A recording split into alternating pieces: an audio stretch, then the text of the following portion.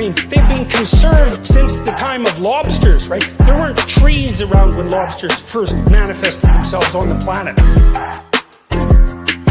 Nothing bad can happen. It can only good happen. I'm standing up here bashing the living shit out of Nazis. When you ran out the healthy arms, you ran out of really healthy. They had great arms, but they ran out. It's called sports. It's called baseball in particular, and pitchers, I guess you could say, in really particular.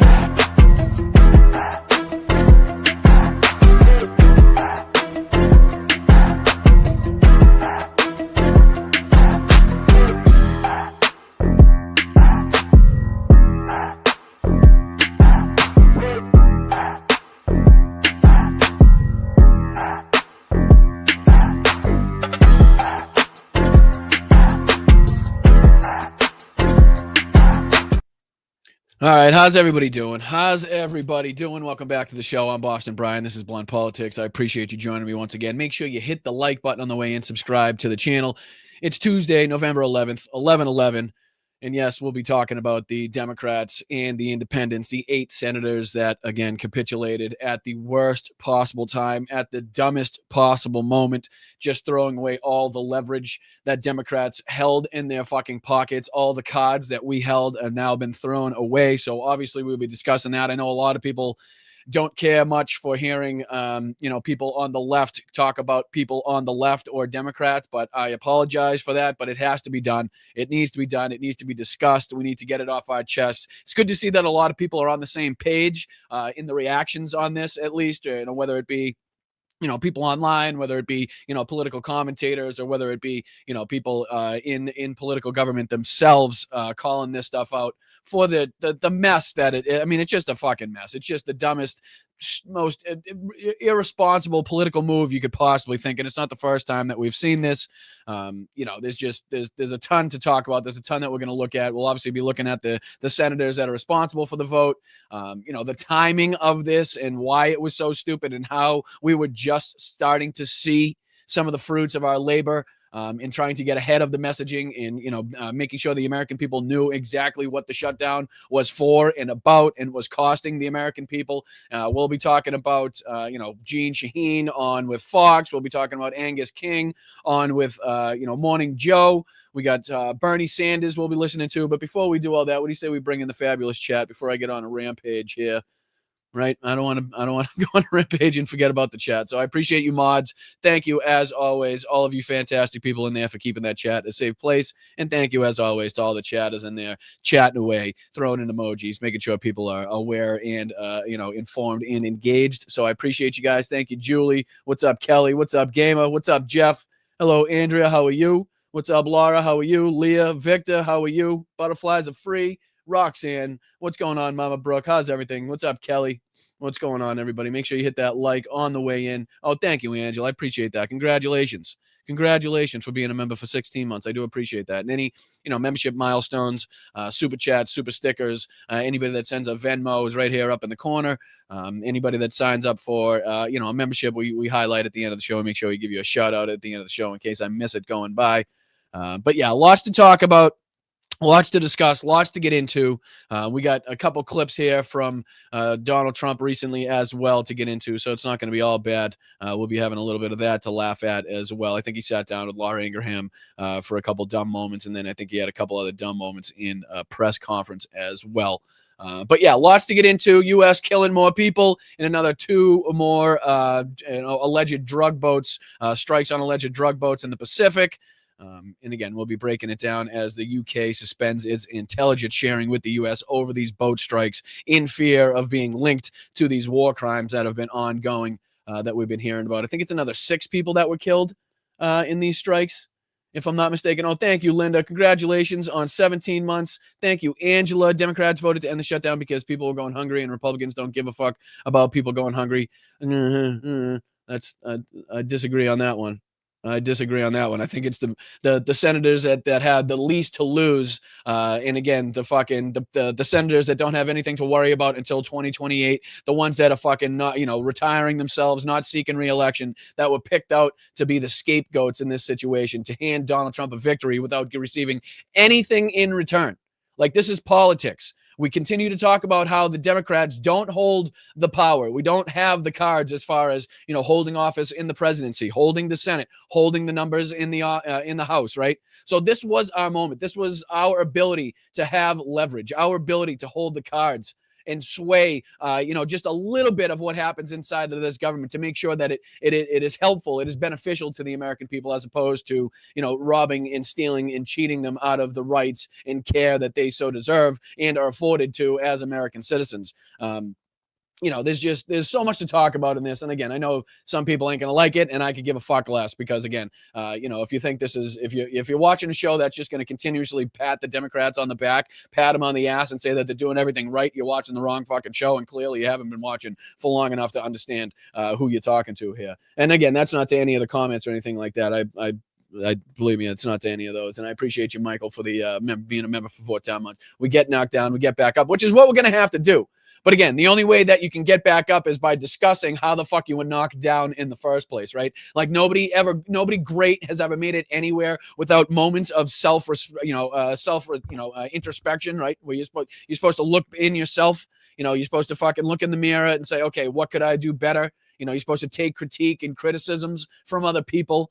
Recognize it yourself, go back, fix what you fucked up on, and then move forward. You can't just move forward without actually, figuring out where to critique yourselves, where to criticize yourselves, how to fix what we fucking did, and how to move forward.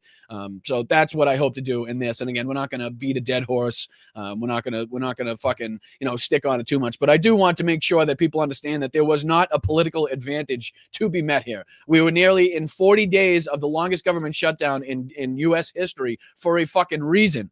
And then to worm our way out of that with 8 centrist fucking senators, 7 of which being Democrats, 1 of which being an independent, many of which, or, all of which don't have to give a shit about, the repercussions they're facing, some until 2028, some of them not ever, because they're either retiring or not seeking re-election.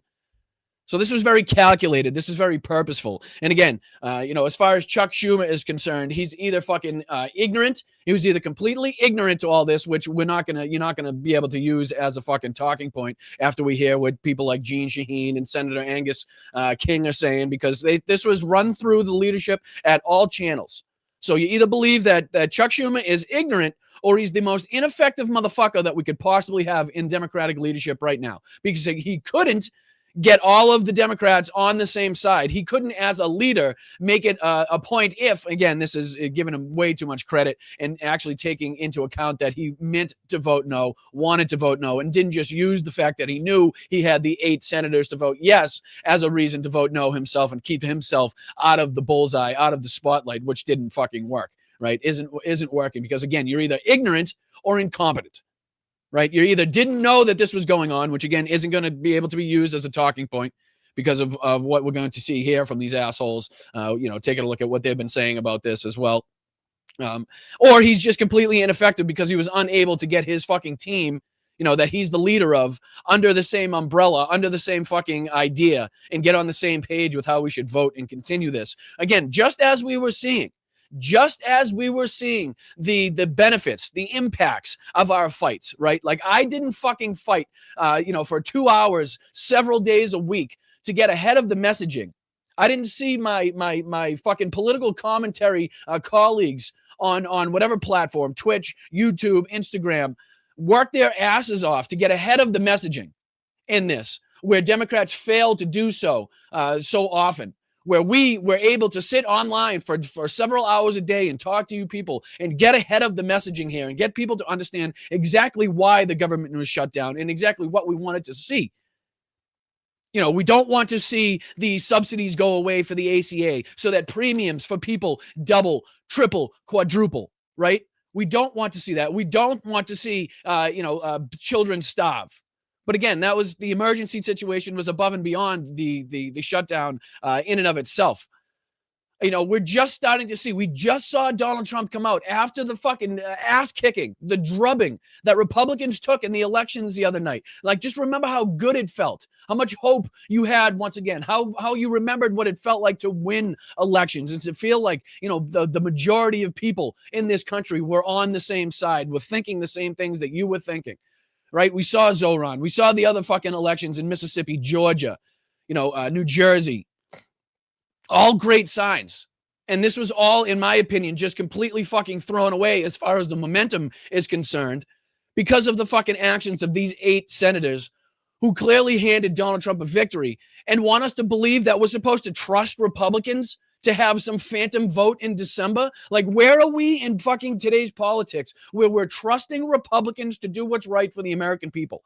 Like, how fucked up, how disillusioned, how not living in reality do you need to be in order to sit here and on national television be like, well, I firmly believe that there are a number of Republicans that are going to join in with Democrats to help the American. Like, when are you going to learn?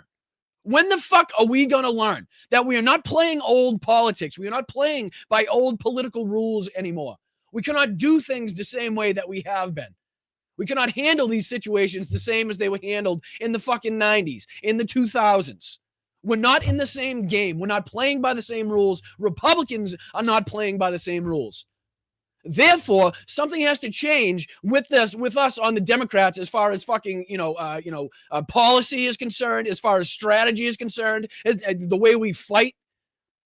And this is not how you do it. You don't just give up all of your political leverage, receiving nothing in return for the second fucking time. As I said in the open, this is not the first time. In the last shutdown we saw that people were upset with Schumer for kind of capitulating and not capitulating. We received nothing in that as well. Zero in return, which is what you're supposed to use your political fucking leverage for. That is what you use, especially in a time where you don't have the presidency, you don't have the House, you don't have the Senate. And we've seen these poll numbers from, by the American people on Democrats. And this is what they're talking about when they just don't see a fight all the way through.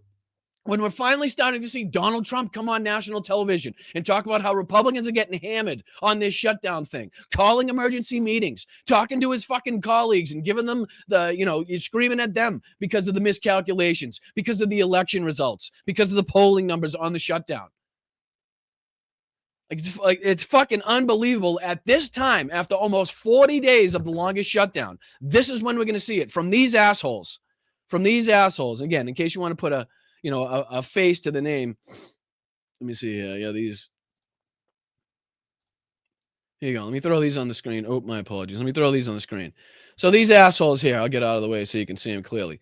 So Maggie Hassan, Jean Shaheen, Angus King, Tim Kaine, Dick Durbin, John Fetterman, Cortez Masto, and Jackie Rosen here are the 8 senators responsible. Angus King being the independent here, but caucuses with the Democrats, right? And again, people aren't going to be able to separate him out of the crew. So again, this messaging is just fucking going against Democrats in every which way. Commentary, political commentators are fucking pissed off. The American people are pissed off. People online are pissed off. This is not what we fought for. This is not what we spent so much time working and talking to our colleagues and our friends and our coworkers and trying to get ahead of the messaging and trying to let them know that, yes, the Republicans have the power right now, but this is what they're trying to do as far as, taking away the subsidies for the ACA or, trying to cut your ability to receive health care or, again, not funding SNAP benefits to feed the American people. Like, we did the work online. We spent hours sifting through the bullshit, sifting through videos and trying to get people to understand exactly what was going on. And just at the moment when we're starting to see the fruits of our fucking labor and people actually starting to recognize what's going on and Republicans actually starting to freak the fuck out and threaten to get rid of the filibuster, which is, what a lot believe is what this is all over. A lot believe that Chuck Schumer got this call from the GOP saying, listen, if you don't take this type of deal here, we're going to get rid of the filibuster, which fucking we've been wanting to do forever anyway. Guess what? Now the American people, if they did that, the American people would know 100% who is responsible for these policies. There would be no ifs, ands, or buts about it. The detrimental policies put in place, who we would be able to point the finger at. getting rid of the filibuster, giving them the ability to do that with the 51, right? That tells the American people, listen, these policies are on the Republicans and the Republicans alone. They're doing it with no fucking Democratic help. They're doing it all by themselves. So when you see the detrimental effects in your wallet, in your pocketbook, not being able to pay your rent on time, not be able to put food, groceries on the table, your fucking health insurance costs going up. You know what I mean? When you start to see all those, you know exactly who to point to. So not necessarily a bad fucking thing for us either. Right? Makes it even more clear to the American people. But these are the assholes here. And we're going to get into some of their comments. And I bring this up now, and I'll show this now because just to show you this is the time that this is the time period right now. This is the fucking, the situation that Donald Trump is facing when he goes out in public, right? And I'm sure you've seen some of these clips here where he's just booed fucking relentlessly at this football game.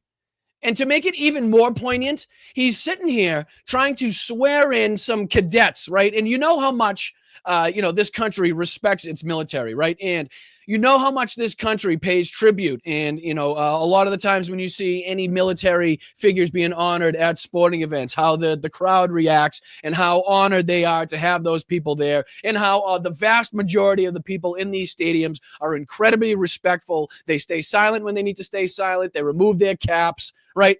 So as Donald Trump, just to set the stage here, so as Donald Trump is sitting here, as you can see on the screen, on the right side of the Jumbotron are the cadets, I believe, lined up in the end zone. And on the left side of the Jumbotron, you can see Donald Trump kind of reading them into their oath. I'm not 100% sure what this whole thing was about, but you can just hear the crowd, right?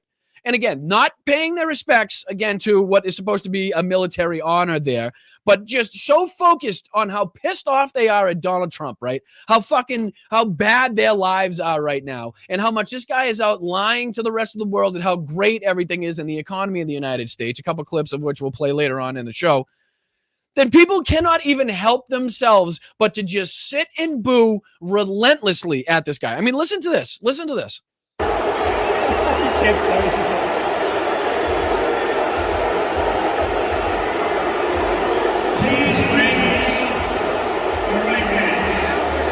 Right, and you can hear him say, "Please raise your right hand." So these cadets or trainees or whatever the new recruits here are taking an oath, and you can't even hear what Donald Trump is saying. The boos are so loud in this place, right? And again, it's not just the boos, but it's also what's taking place on the field, which normally would, command a lot, or if not the entirety of the intention of the people at this game.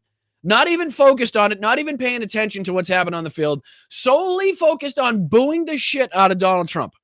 Okay? I mean, this is pretty fucking overwhelmingly on the negative side.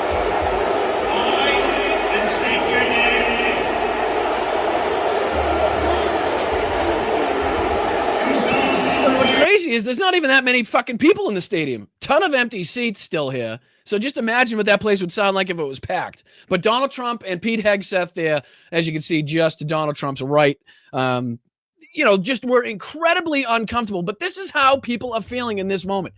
People want people to stand up to this fucking bully. They want people to stand up to this fascist. And that's exactly what we were managing to get across as far as messaging to the American people that the Democrats were doing. Yes, the shutdown was affecting and having impacts on lots of different, subsets of the society. People are definitely struggling as a result, but it's for a reason. There is a bigger plan in place. There is a bigger picture. There is much more on the line than just, these 40, 45 days, whatever it would have been. Of the government shutdown, and then people getting their back pay, getting reimbursed for the money that they, lost during the shutdown or didn't receive during the shutdown, right? So, I mean, there's the messaging war on this was not easy. It was difficult. At first, it was kind of a toss-up as to which way the American public was going to go as far as the blame game on who's responsible for the shutdown. But slowly but surely, the more the bigger creators on YouTube, the more the fucking, creators on Twitch and other platforms started, talking about this on their live streams, on their videos that they're doing, getting across the points of the ACA, the SNAP benefits, talking about the detrimental things that were put into the budget in previously by this Trump administration, and exactly why we were putting our foot down on our side to make sure that the American people don't see these harmful fucking results put into their everyday lives as a result of what's going on with the Trump regime. Right? So, I mean, it's so fucking utterly frustrating to see, just as it was starting to pay off, this happened. And these people cave, right? And this is just, I'll throw this on there just to kind of reiterate our last point. This is another angle, a little more close up for where Donald Trump, and listen to this again. It's crazy. Please raise your right hands.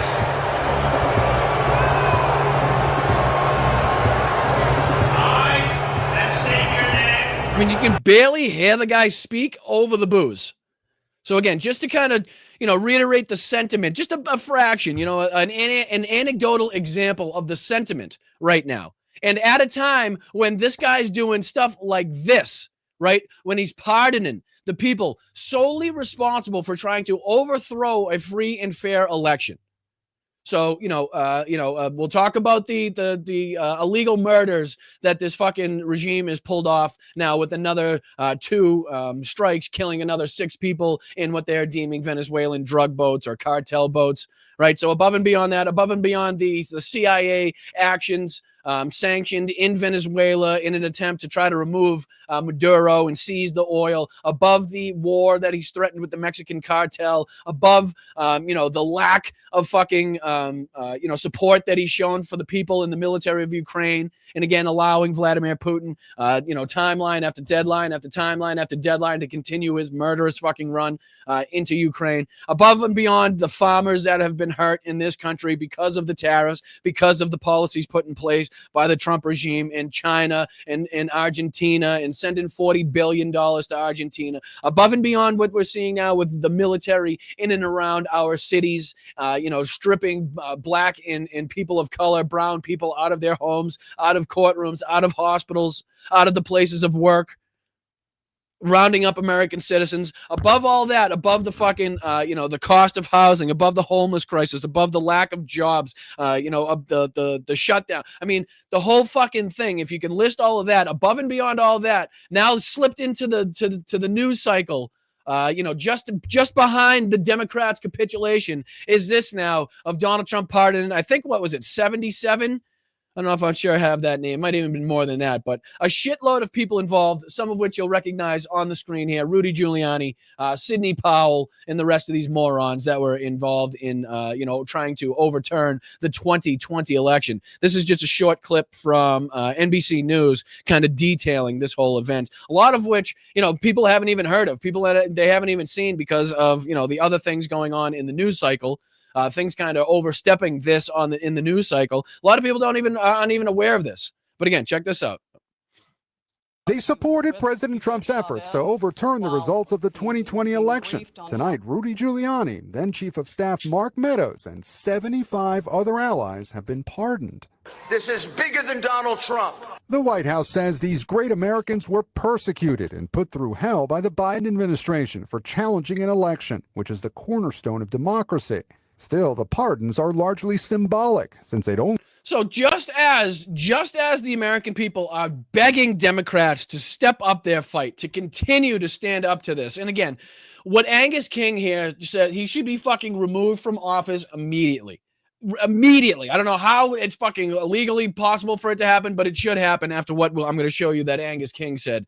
Just to have this on record for anybody, an independent Democrat, anybody saying that they are part of the so-called, resistance movement against Donald Trump, to have these words come out of your mouth and be on record so they can be used by Republicans is just fucking completely egregious. And we'll get into that later in the show. But it just at the moment where the American people want Democrats to buck up, grab the fucking balls and continue the fight.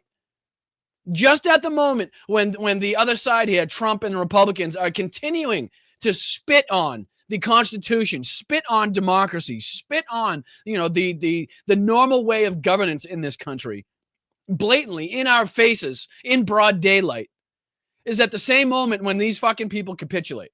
And again, and if you don't think that this was like calculated, if you don't think that this was planned, if you don't think this is like, already talked about in the background, like just to prove a point a little bit here, why the fuck would Jeanne Shaheen come out to announce this on the biggest propaganda network that this fucking country has. As a Democrat, why would you make your fucking appointments? Would you make your fancy fucking graphics? Would you schedule to be on with Fox News on Fox and fucking Friends to announce this?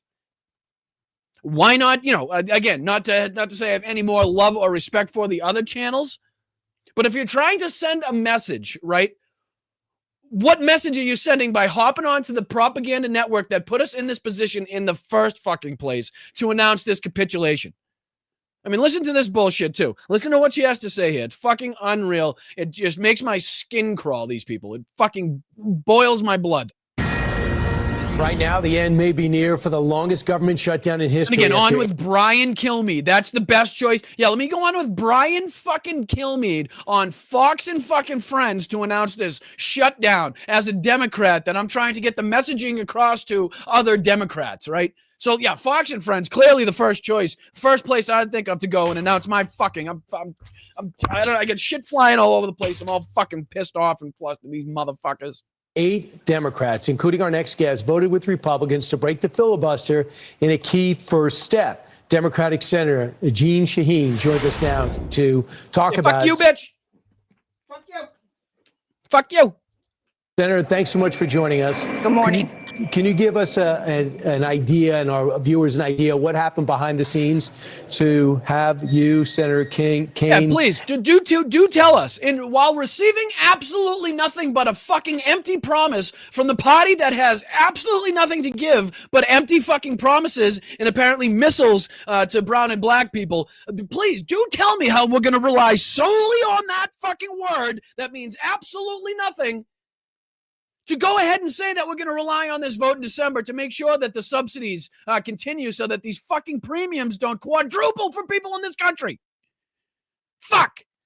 Angus King, Catherine Cortez Masto, Jackie Rosen, and John Fetterman, as well as Maggie Hassan and Dick Durbin, all come together to get to the 60 threshold. Can you bring us behind the scenes for that?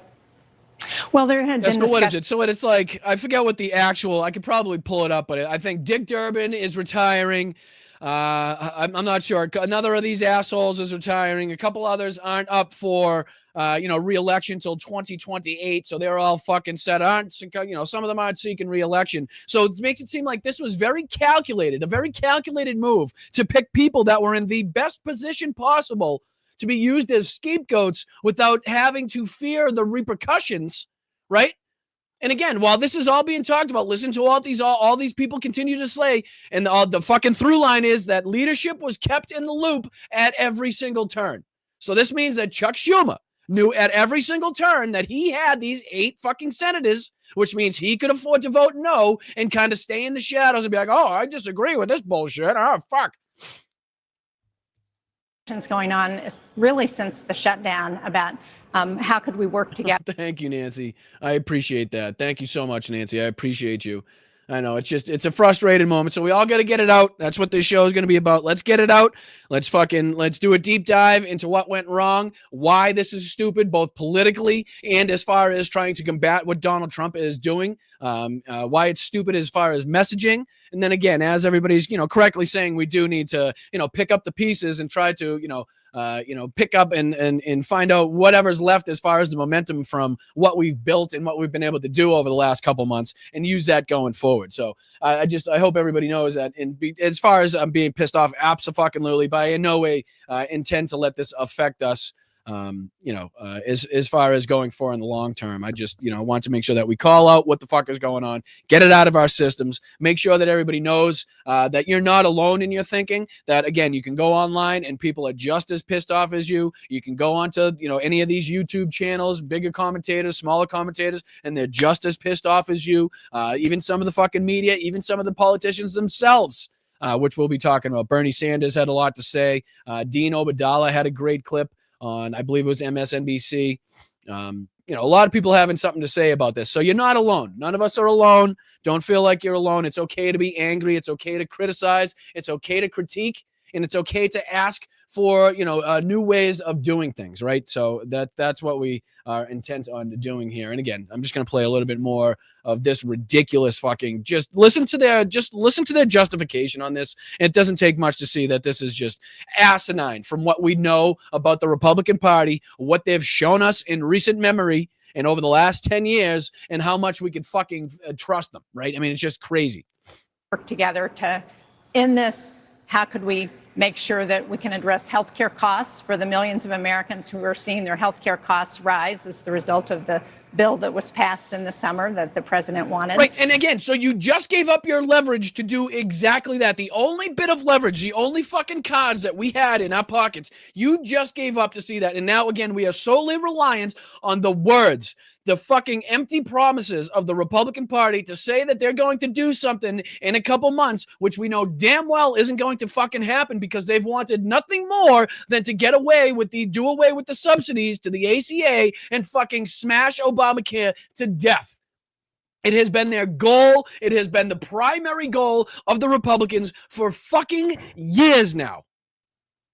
So to think that at some point we're going to have a shitload of Republicans all of a sudden be like, oh, yeah, you know what? I'm smelling the roses today, and I think I'm just going to totally flip on what I've been saying for the last 10 fucking years in support of pedophiles to try to get, passed. And just today, and I'm all of a sudden, on this day in December, I'm going to fucking sit with Democrats and take the most amount of heat possible from my entire political side and totally ruin my political career just because fucking Gene Shaheen went on Fox and Friends and said that's what was going to happen. Like, get fucked. And so I think this agreement gives us an opportunity to continue to do that work. We're going to have a vote, and I believe there are a number of Republicans. No. You were promised a vote. That doesn't mean it's going to happen. Nor does it mean when they do, and if and when they do have a vote, that it's going to pass. That is the fucking problem. You had the leverage now. They needed the Democrats to get their shit passed. This was the opportunity that we have when we're like, oh, okay, they need us more than we need them right now. That hasn't happened in a while, considering they have the fucking White House, they have the House, and they have the Senate. Not to mention the Supreme Court. So why don't we use this to the best of our fucking abilities, to the most beneficial outcome possible, which we were just starting to see. Again, the messaging was just starting to work, people. You don't normally have Donald Trump coming out and saying, we got our fucking asses kicked the other night, and I want an emergency meeting without the media so I can rip assholes apart to talk about it, right? We saw how fucking feckless and weak Mike Johnson looked every single morning at his press conferences when the American fucking press was asking him why they were not speaking to Democrats, why they wouldn't sit at the table and at least speak to the leadership, why Donald Trump isn't calling Democratic leadership to try to get this thing settled. The shots of Donald Trump on the fucking golf course, the shots of Donald Trump, in his golden fucking palace, the shots of Donald Trump eating fucking crab legs and having women dance out of champagne glasses, while, again, the shutdown was still ongoing, was having an impact, was having an effect. Again, the visuals, the optics, what we talked about the other day on the show, that's what was winning. People being like, this motherfucker eating shrimp out here fucking busting crab legs, fucking busting a groove at a golden fucking party, and I can't put a box of fucking Cinnamon Toast Crunch on the fucking table. Like, that's what was winning. And we threw it all a fucking way.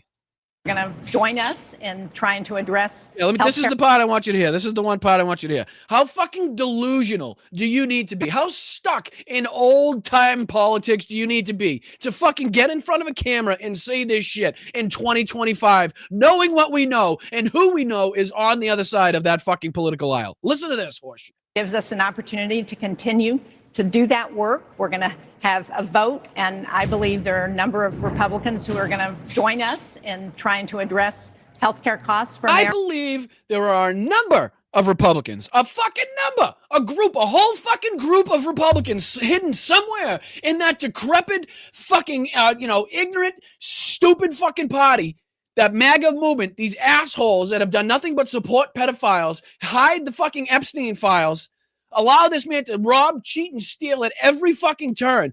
There's a group of them somehow that we're reliant upon now that's going to come work with the Democrats.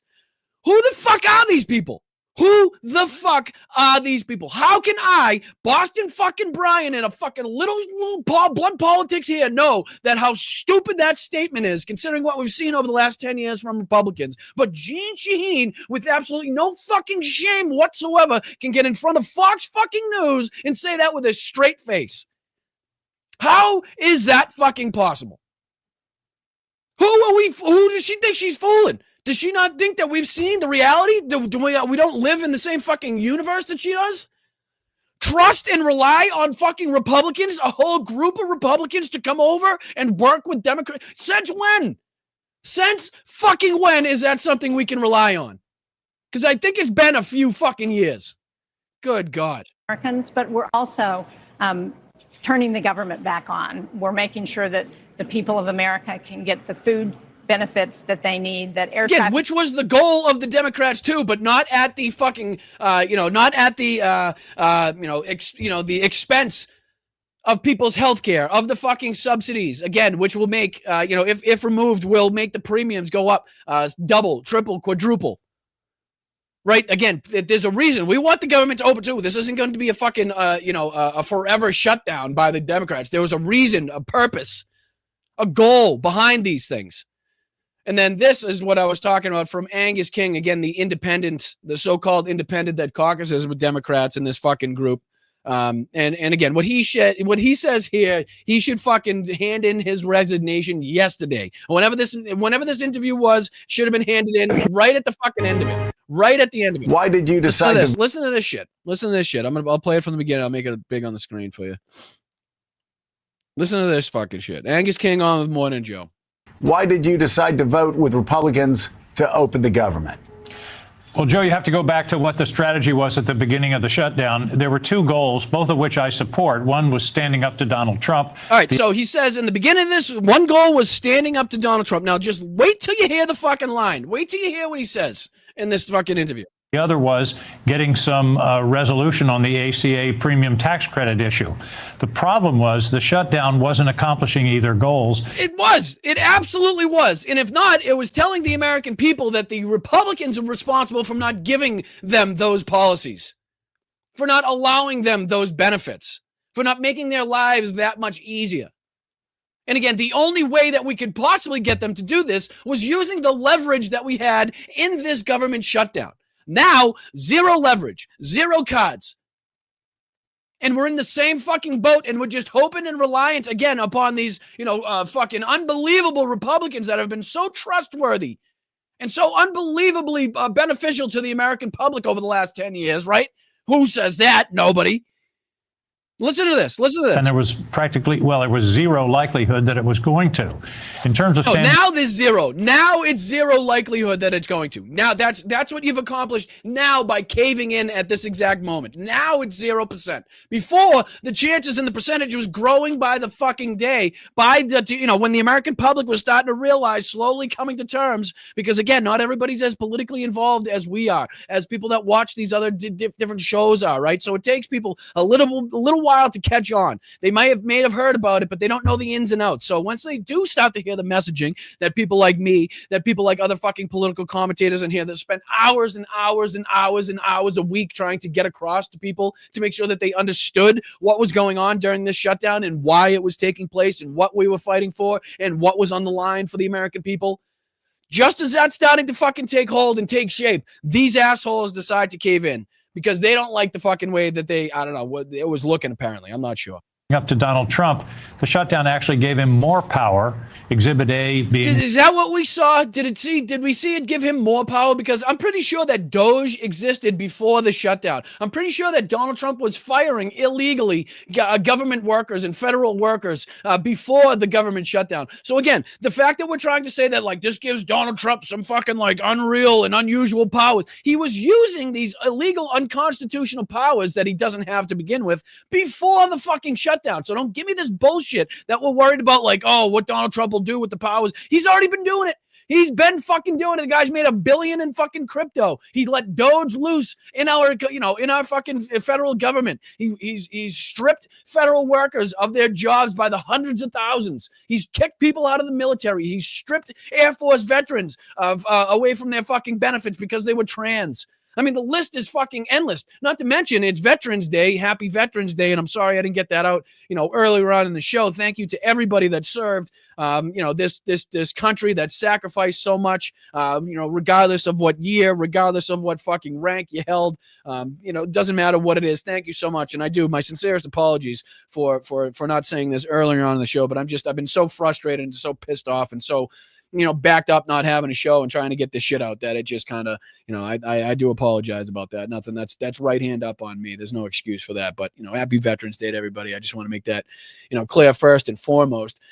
And it's just, again, as to see that Donald Trump out there laying wreaths and paying, fakely paying respects to the fucking veterans, the same guy that called them suckers and losers, same guy that wouldn't show up to the cemetery because he might get his fucking hair wet, the same guy that, went on to hide the USS John McCain on a trip to Japan in 2019 because he didn't like John McCain, even though that was named after, 3 different generations of war heroes. And it meant that the soldiers on that fucking, the sailors and soldiers on that fucking warship, had to be pushed to the back as well.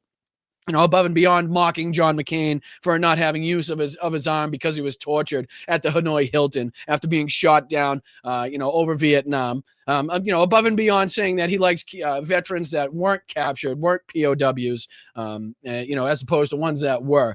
Just to see all of that, and again, to see these people handing him a victory after doing absolutely nothing, and again, after seeing him come out and look frantic and freaked out after the election results that we were just fucking touting the other day is crazy. But here he goes. This is the line, I think, right here that everybody's talking about. Check this out. What he's done with SNAP and SNAP benefits across the country. And then secondly, and I've been a big supporter of the ACA, the idea of forcing the Republicans to the table to negotiate on that issue by virtue of a shutdown didn't work. It's now the longest. Yes, it was working. That's the whole fucking point. That's why they were getting so desperate that they were willing to talk about getting rid of the filibuster. That's how desperate they were. That's how much they knew they were getting killed, right? They knew that they were going to have to do it without the help of the Democrats, and they would take everything on the chin just with their own support. They knew they weren't. Oh, it's just fucking so frustrating. These people that, they're either pretending, they're ignorant, they're stupid, or they just have not learned anything in their time in fucking politics. Or again, the times in politics have changed so quickly, so rapidly in such a short period of time that these people are just fucking unable to adjust to the necessary adjustments that need to be made in this political time. Shut down in American history, and there was no prospect that it was going to work. Lies, just fucking false lies, bullshit. Literally Republican propaganda at this point. Just horseshit. To say that it was not going to, it was working. The poll numbers showed that it was working. Donald Trump's fucking poll numbers said it was working, right? I think I have something on there. Let's see here. My apologies. Yeah. Donald Trump, Trump approval rating hits second term low in latest 2 polls. This is from November 11th. What's this say? Donald Trump's approval rating hit low of 44 in the latest 2 surveys released this week, with one showing 3/4 of Americans oppose the government shutdown, and more than half blame Republicans for the impasse. Let me just make that bigger, just in case people are. They blame Republicans. More than half blame Republicans for the impasse, with 3/4 of Americans opposing the government shutdown, which means that we still had more people to claw back onto our side, right? Still more people. Over half believed it. We still had more to go. And this is a Forbes article again. So to say in any way that it wasn't working and that Republicans weren't seeing the downside of this and that people weren't starting to come around to the messaging and actually recognize why this was taking place is just an outright and blatant fucking lie. Nothing else to be said about it. It's just a fucking lie. Oops, sorry. Let me put this back on there. My apologies. A lot of my Republican colleagues, the chances of negotiating a settlement in the midst of the shutdown were 0. As of last night, we now have a guaranteed vote on a bill. A guaranteed vote? Nothing from the Republicans is guaranteed. Nothing. They also said that they were going to have a fucking health care plan in 2 weeks. And I think that, the quote, if I'm, let me paraphrase, but Mike Johnson said they have a notebook full of ideas. Again, some 10 years on from when they're supposed to have this fucking healthcare plan presented. They now just have a notebook full of ideas. You know, I mean, again, to say that on the ACA subsidies, something that is unprecedented in my experience in the Senate. And so we have a shot at it. Right. I'll take those odds any day. But even Donald Trump admitted that the government shutdown is what caused Democrats to win the election in historic fashion last week. I mean, again, fucking can't stand the guy, but great point. I mean, again, at the same time that you see the president coming out and saying with his mouth on national TV that the Republicans got their asses handed to them in the elections because Republicans were being blamed for the shutdown, again, it should have reaffirmed the Democrats, should have reaffirmed to every Democrat that we are winning the messaging war. And even if they didn't believe that we were, we could have used that to our advantage to win the messaging war. That's the president blaming his own party for getting their asses kicked in the elections, and we could have ran with that fucking momentum and used it. There's no reason to go 40 days almost and get nothing from that when this deal could have been on the table in the first 2 or 3 days. We got fucking nothing. You don't think that in the first 2 or 3 days Republicans were saying, yeah, we'll promise to some bullshit fucking vote somewhere down the line on this? Like, they could have got this in 2 days. What's the point of holding out 40 days and getting absolutely nothing in return? Unbelievable. Well, I think it's a question of, at some point, there's diminishing returns. If this was just a dispute between politicians in the Senate and whether we had to hang around for the weekend, that would be one thing. But, Joe, there's tremendous collateral damage from this. 42 million American SNAP benefits are at risk and are being lost. People aren't being paid for the work that they're doing. Any good general, if the strategy isn't working, you change tactics, and particularly you change. Any good general knows that there's sacrifices to be made. There are hard decisions to be made at difficult moments, at difficult points in the battle that you're not going to fucking like making. That your soldiers may not like you for making that decision. But the decision needs to be made. When the British Expeditionary Force was trying to get removed from Dunkirk, right? When they were forced onto the beaches of Dunkirk and waiting for the removal, waiting for their fucking rescue, right? There was a force of British soldiers that were stationed not far away, I believe in Calais, if I'm not mistaken, that were set and exposed and left to defend and to attract the German fucking military onto their positions, thus to allow the British to clear the Dunkirk harbor of all the sunken boats, to set up the fucking military and civilian transport, the boats to go over there and get them. So they sacrificed those soldiers. Those soldiers were told they would not be rescued. Nobody was coming to their help. They were doing it on behalf of the entire British Expeditionary Force and French soldiers as well. Right, not to mention a mix of other allied fucking soldiers. But they were put out there. That's a fucking decision that I'm sure Churchill didn't like making. I'm sure that the commanders of the British Expeditionary Force didn't like making. But it was a necessary choice at that time. It was fucking shit in one hand and wish in the other. You kind of have to figure out which was more beneficial. It's more beneficial to try to remove 300,000 troops to get them back to England so they could fight another day and sacrifice, what was it? I don't know if it was 15, 2,000, 2,500 soldiers that were left in Calais to again soak up some of that German. So there are decisions to be made. There are sacrifices, and it's as terrible as it is to say. But again, that's not to say that people aren't going to be made whole again when the government comes back in and they start seeing the back pay come back in. As terrible as the situation is during the shutdown, wholly recognized. But we have to figure out what's going on with 20 million Americans. What's going on with what millions of Americans rely on for their fucking health care, the subsidies that go into the ACA to make sure that the premiums stay at a low and affordable cost for Americans so that they can continue to get the health care that they fucking deserve, and the only health care that they can afford now while they're getting paid shit money at their jobs while the CEOs, again, are riding and flying around on their fucking 4th, 5th jet, 10th yacht. You see the picture here. Tactics if your own troops are at risk. And that's really what's happening here. There was collateral damage to the American people.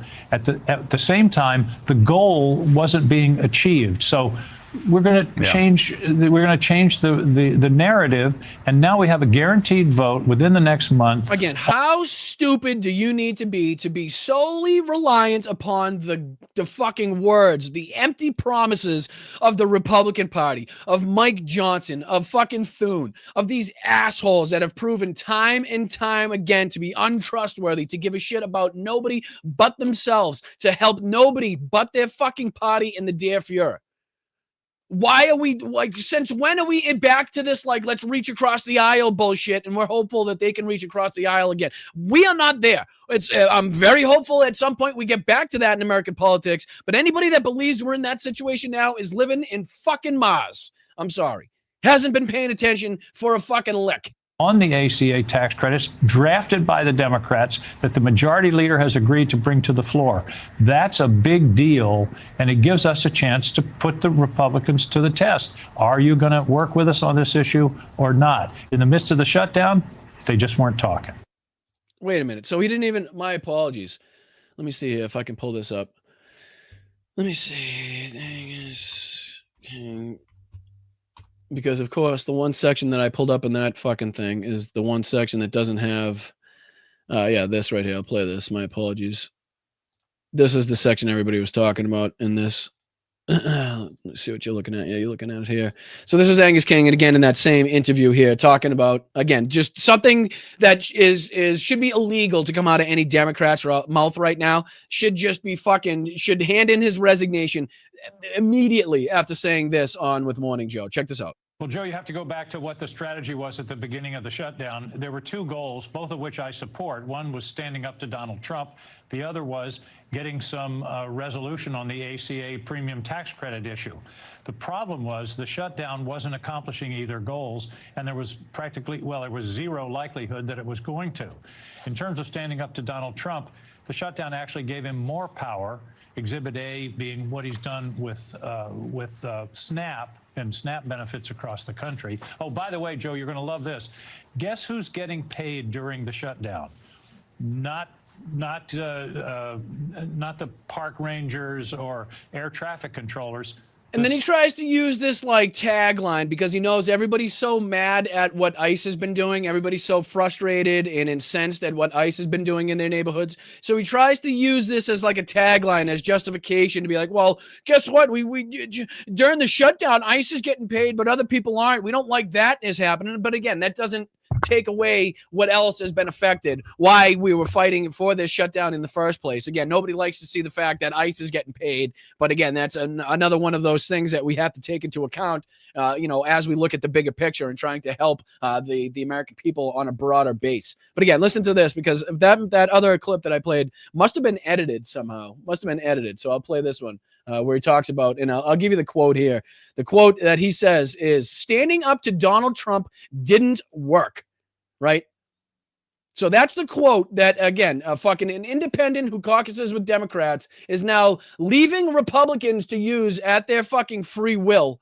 That quote right there, standing up to Donald Trump didn't work.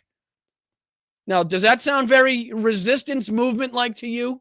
Right? Is that something like somebody in the resistance would say, oh, standing up to the Nazis didn't work. Maybe we should try fucking shaking their hands. The ICE agents, under special law, under that big, awful bill that they passed last summer, the ICE agents are being paid. Nobody else is. So standing up to Donald Trump didn't work. It actually gave him more power.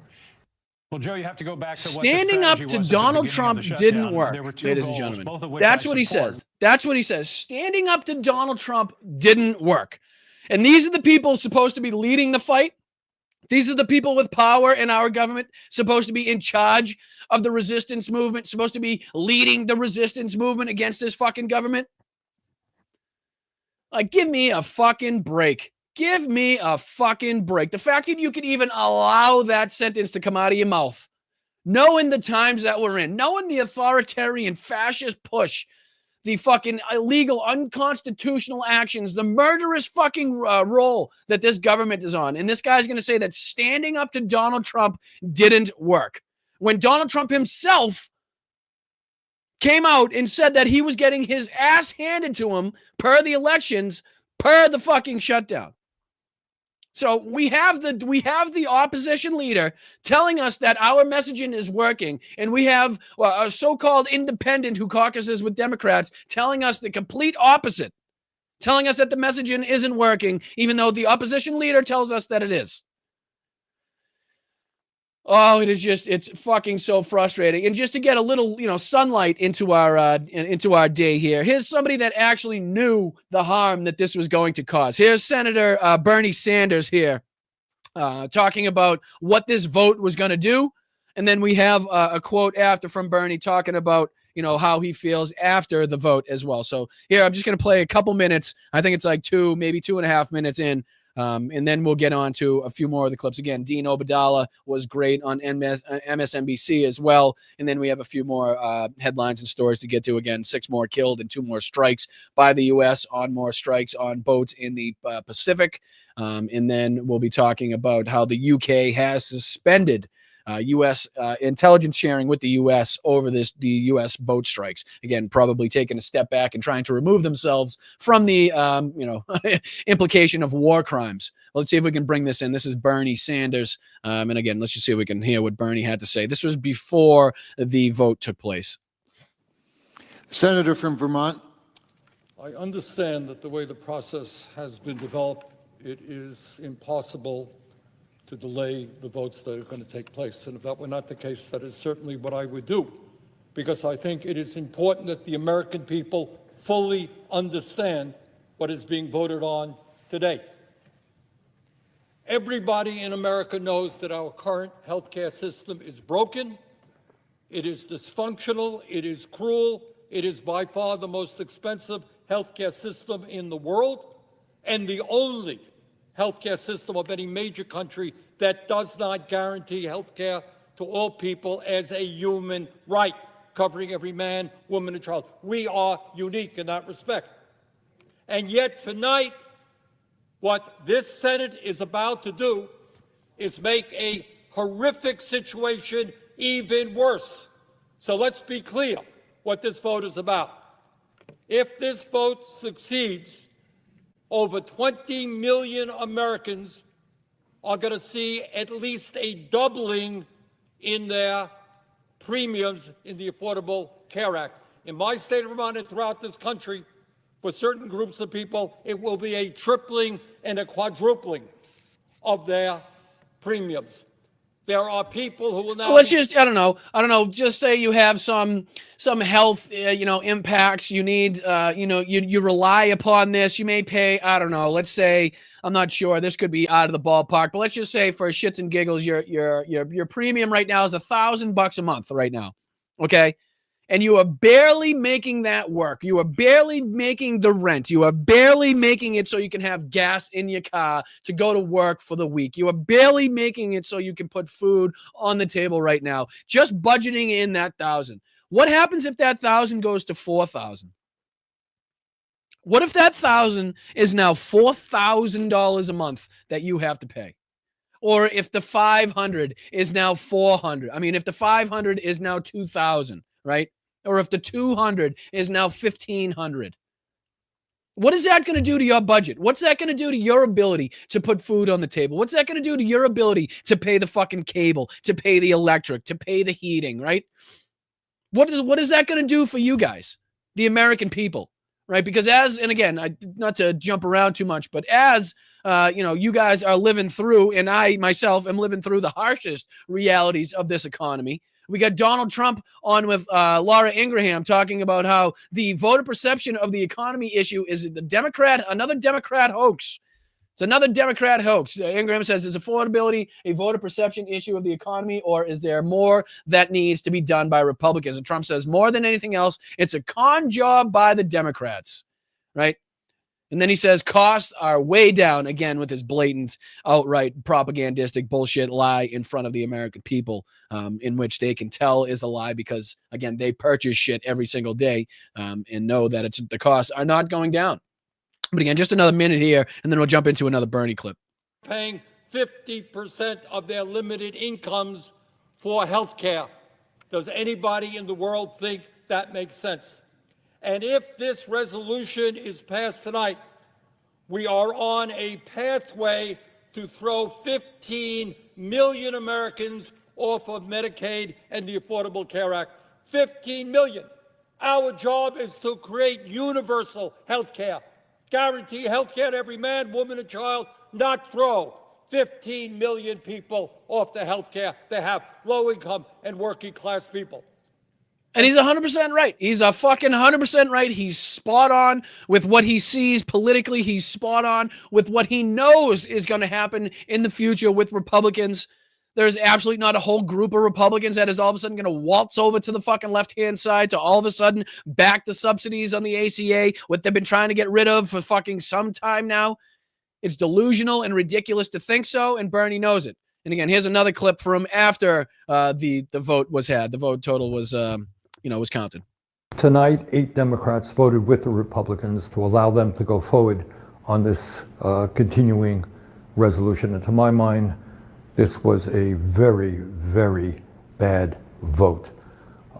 What it does, first of all, is it raises healthcare premiums for over 20 million Americans by doubling, and in some cases tripling or quadrupling. People can't afford that when we are already paying the highest prices in the world for healthcare. Number two, it paves the way for 15 million people to be thrown off of Medicaid and the Affordable Care Act. Studies show that will mean that some 50,000 Americans will die every year unnecessarily. And all of that was done to give $1 trillion in tax breaks to the 1%. As everybody knows, just on Tuesday, we had an election all over this country. And what the election showed is that the American people want us to stand up to Trumpism, to his war against. I really think that's getting confused and lost in Democratic leadership. I really believe that somehow they're perceiving these low poll numbers and people wanting the Democrats to fucking show more backbone as somehow the American people supporting what Donald Trump is doing, and that couldn't be further from the truth. They are so fucking disgusted with Donald Trump. They are so disgusted with what they're seeing right now that just makes their anger towards the Democrats that much more fucking palpable, because they want them to do so much more in reaction, to do so much more in resistance of what's going on. And again, to sit here and capitulate at this moment in time, and again, to talk about Chuck Schumer in this role as having no understanding of what was going on, and he voted no, so we can't blame him, is absolute and utter horseshit. Because again, he's either ignorant or ineffective. He's either one of the two. You can't be both, and you can't be anything but. He either knew what the fuck was going on and was too ineffective to get everybody on the same page to understand the danger in allowing Donald Trump to get this victory, or he was too ignorant and stupid to realize what was going on as he was being kept afloat by in the loop by these fucking 8 senators. So there's no other pathway. That is it. And he's been wholly ineffective for some time now. So this whole fucking when we fight, we win. So where's the fucking fight? You wonder why you're not winning. You wonder why the people are so pissed off is because you don't continue. You don't see a fight through. You're not willing to put your fucking, your political stance on the line, your political career on the line to fight for what's right. You have to go and pick a handful of these assholes that don't have to worry about anything because they're either retiring, they're too old, they're not up for re-election because they suck so bad, or they don't have to worry anything about 2028, which, we know the short attention span of Americans. They're hoping that people will completely and totally forget about this moment right now when 2028 rolls around and these fucking assholes are up for re-election.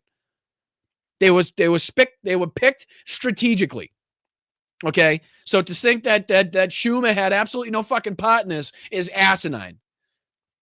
And again, I'm not saying that somebody, better right now is saying that he should fucking step up, but at a time where, not only politicians, not only commentators, but also the American people are calling for new leadership, I think that's exactly what we need to start looking for. And these people who are, up for re-election need to be fucking primaried hard. And that's how we fucking move forward. It's working class people, to his authoritarianism. That is what the American people wanted, but tonight, that is not what happened. Okay, and then Dean Obadala had a great clip here. Speaking of Schumer and his leadership and how he's fucking, kind of just totally missed the moments. Not to mention Hakeem Jeffries as well. I mean, just one example is the whole Zohran Mamdani, fucking debacle in which they, Chuck Schumer still to this day cannot say who he voted for in the mayoral race in his own fucking city, which is just bonkers, asinine, considering the momentum in the support and the passion behind, the progressive leftist candidate in that fucking race. But here's Dean Obadala from what is it? The Dean Obadala podcast. I'm not sure what the name of his show is. But he does a great show. I think on Sirius. I think it's kind of a satellite show, if I'm not mistaken. Might also have a YouTube channel. I don't want to shoot that down. If he does, check him out because he does great work as well. But this was just a short clip from his MSNBC. I think he was on with, Chuck Schumer. What's the show? He was one guest flat out declared. I don't know what show it is, but he's on some show, MSNBC. But he had a good moment here. So what do you say we play this? If I can make this a little bigger for you guys. Oh, that was bigger. Play this for you guys. To me, this idea of left or right or more progressive on ACA subsidies, almost 80% of Americans want the subsidies to continue. That's not left or right. That's right and wrong. So again, a number we could have used, we were using to our benefit in this fucking political fight, in the messaging war, where 80% of American people want the subsidies to continue so they don't see their premiums skyrocket, right?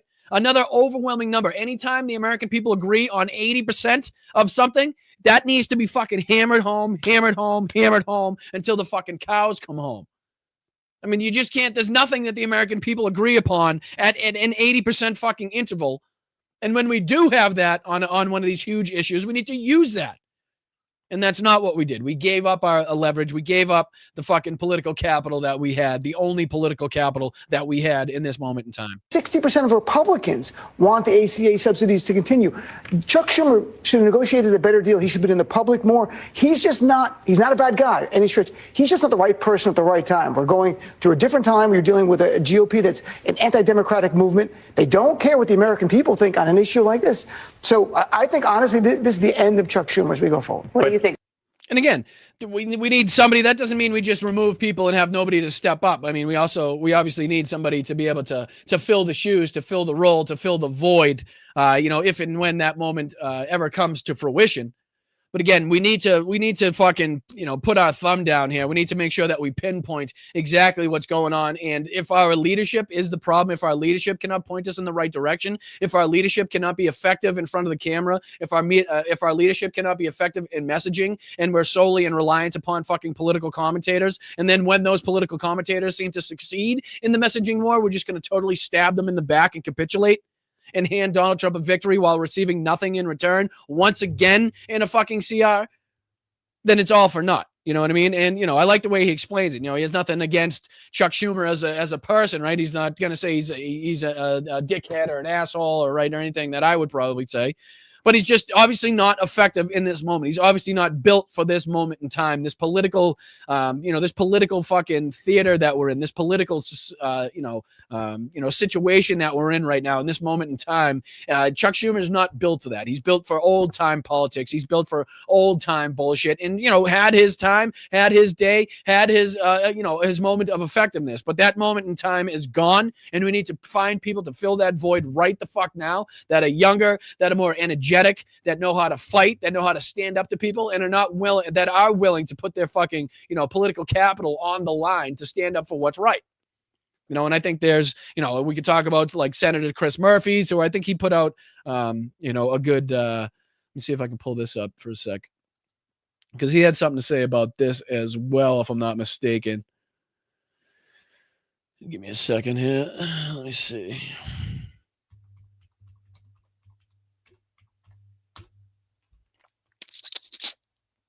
Yeah, I think this is it right here. Pull this up, put this on the screen for you guys. Make it a little bigger. And I think this is just his reaction. This might be before the final count. Oh, hold on. My apologies. It said it lost connection with the browser, so I got to go back. How's that? A little better? All right. So you can see it. All right. So this is what Chris Murphy had to say, and he titled this, I got back to my office after the vote tonight and recorded this. There's no way to sugarcoat what happened tonight, and my fear is that Trump gets stronger, not weaker, because of this acquiescence. I'm angry like you, but I choose to keep fighting. So here's a message from Chris Murphy. The vote hasn't closed, but it looks like 8 Democrats have joined Republicans to vote for a temporary reopening of the government for about 2 months, but a bill with no protections to stop the coming healthcare disaster in this country caused by Donald Trump's premium increases, nor any provisions to meaningfully stop Trump's corruption and his illegality. You can see how tired I am. I've been here all weekend. I've been working throughout the past few weeks to try to prevent this moment. After the elections on Tuesday, it just became absolutely clear that the American people do not want Democrats to be bullied into submission. They want Democrats to fight for their health care. They want Democrats to And that's what's so crazy. That's what's so crazy. The message couldn't have been more loud and clear from those elections. And again, as like insignificant some people think those, whatever the roles were in some of those elections, it went to show just how widespread the anger was, just how widespread, the thought of being fucking frustrated with this government was, dependent, regardless if you were in Virginia, Mississippi, Georgia, New Jersey, New York City, right? They're all over the country. It showed that people were pissed off, and it showed that people wanted, were respecting anybody that stood up to Donald Trump. And then just at that moment is when we got this capitulation. Trump's illegality. Bullies gain power when righteous people yield in the face of their wrongdoing. I didn't want this shutdown. I want it to end, but not at any cost. And of course, I wish that there was a path to saving this democracy and saving people's health care that didn't involve pain. This shutdown hurt. It did. But unfortunately, I don't think there is a way to save this country, to save our democracy, without there being some difficult, hard moments along the way. And he's 100% right. He's 100% right. Anybody that thinks that we're going to fight back and regain our democracy and regain, what this country once stood for without some hardship, without some pain, without some sacrifices, is again living in an alternate universe, living in an alternate reality. That's not how it's going to happen. The resistance fighters of World War II, World War I, and in any world, any war from fucking there on in, they didn't just sit back and say, okay, this is going to be accomplished. Our goals, our fight is going to be accomplished, and we're not going to lose anybody. We're not going to sacrifice anything. It's not going to be difficult, right? That's just not how it works. We are going to have to sacrifice. The sacrifices are going to have to be made, and we have to make sure to pinpoint those sacrifices that we can make that are most important, that are most beneficial to getting back our political society, our political fucking norms in this country, right? Without unnecessary sacrifices, without unnecessary waste, which is what this fucking shutdown has now become. Just unnecessary waste that received absolutely nothing on the back end whatsoever. So now the people that didn't receive their paychecks for the almost 40 days now are going to blame Democrats and say, well, you could have done this on the fucking second, third day. This deal would have been on the table. Why didn't you do it then? And we have absolutely nothing in response to give as far as these 8 senators, the 7 Democrats and 1 independent, stabbed us in the back and went and did behind our backs at the behest of Democratic leadership. And talking about Trump's illegalities, I put this on the screen earlier, just to kind of, oh, something's playing, sorry. Just to kind of further hit home just how fucking pivotal this moment was and just how much our messaging was getting across. Trump's approval ratings, the approval ratings of the Republicans, Donald Trump coming out and saying that, Republicans got their ass kicked in the elections because of the shutdown, having an emergency meeting. 3/4 of Americans opposed the shutdown, while more than half blame Republicans. Per this Forbes article here, which, could have done a lot. Minus net approval rating for Donald Trump here. Donald Trump's 44% approval rating is now a low point for Morning Consult's weekly polling in the latest survey taken November 7th to the 9th. Let's see here. Voters with a 2-point margin, while 54% disapprove. I mean, you can see it. You know, you can literally see how it was working in real time, right? So the numbers that they were looking at, the frustrations that Donald Trump was showing was because that they were seeing the realities and how much their propaganda wasn't working and how much the messaging was actually being won by Democrats and people on the online sphere, right? People battling hours and hours and hours a day to make sure that Democrats were ahead of this fucking train as far as the messaging is concerned, so that we can get the most beneficial policies, the most beneficial fucking win out of this. And what did we get? Absolutely fucking nothing but empty promises and wishes by the Republican Party that we have never been able to rely on since I've been covering politics.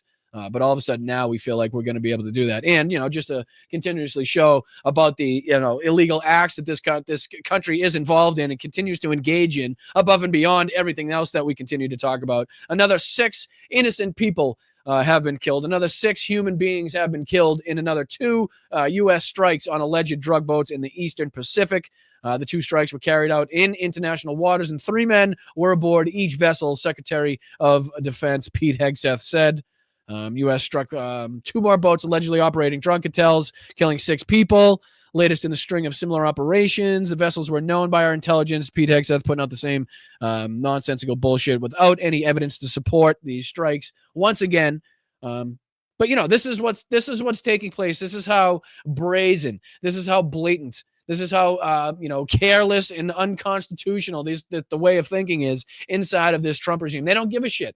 They don't give a shit. And the only political fucking leverage that we had, the only cards that we held in our pocket have now been wiped away, have been wiped clean, have been taken from our grasps. And now, again, we are solely reliant upon the Republicans to, quote, do the right thing.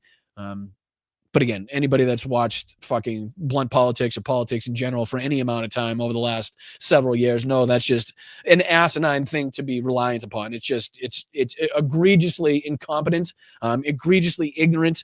It's just stupid. It's just, to put it in layman's terms, it's really fucking stupid. And then, we see this shit continuing to carry on day after day after day. I think the death toll is now up to almost 70.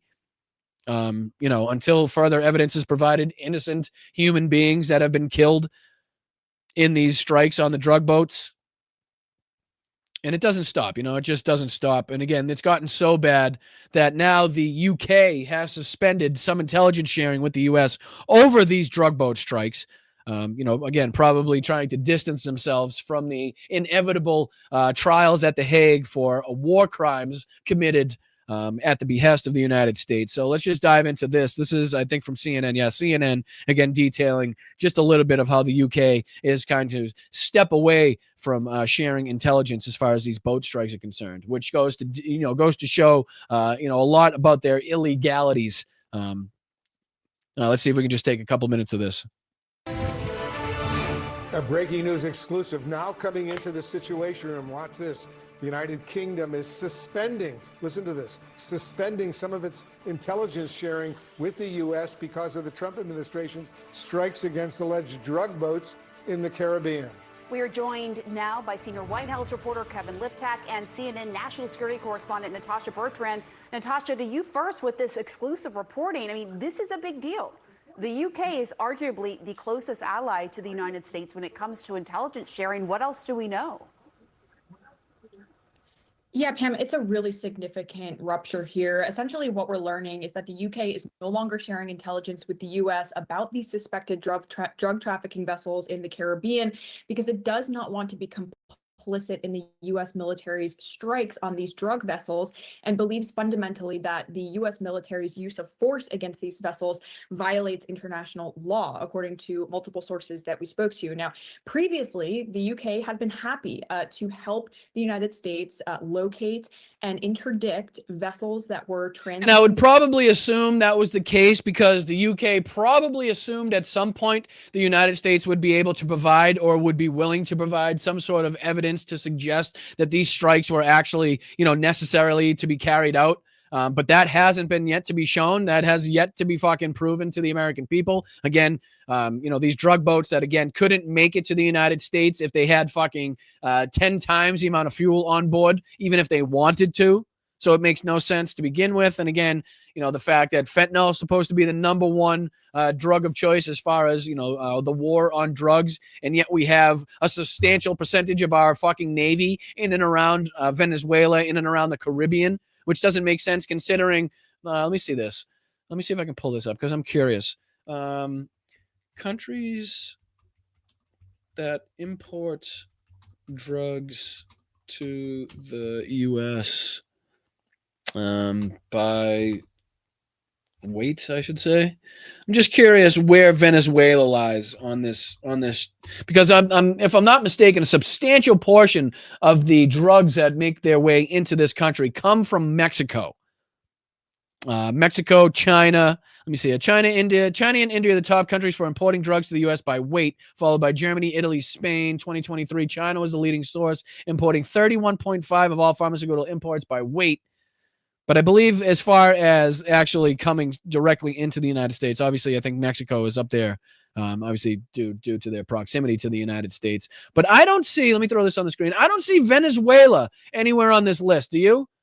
I don't see Venezuela anywhere on this list. I know it's a, kind of a through point from drugs coming from, other places. But as far as being the, the mainstay where we should have the vast majority of our U.S. Navy stations, seems to be that there's several other countries we could be, off the coast of that would have a lot bigger impact as far as drugs coming into our country. Of course, China, when we talk about the precursors to fentanyl, then going to Mexico to become fentanyl, to then be shipped into the United States through the drug mules, 85% of which of the time is American citizens on that front. But yeah, China, India, Germany, Italy, Spain, Switzerland, France, Ireland, UK.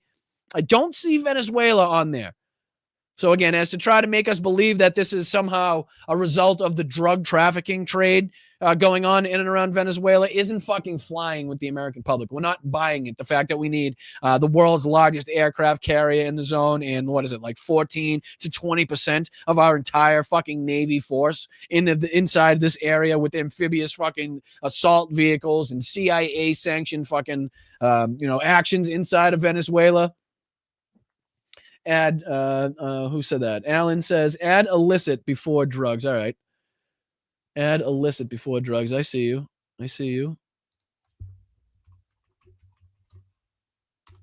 Oop, too many spaces, but it should get what I'm talking about. Let's see here. Presidential termination of major drug transits, drug seizure statistics.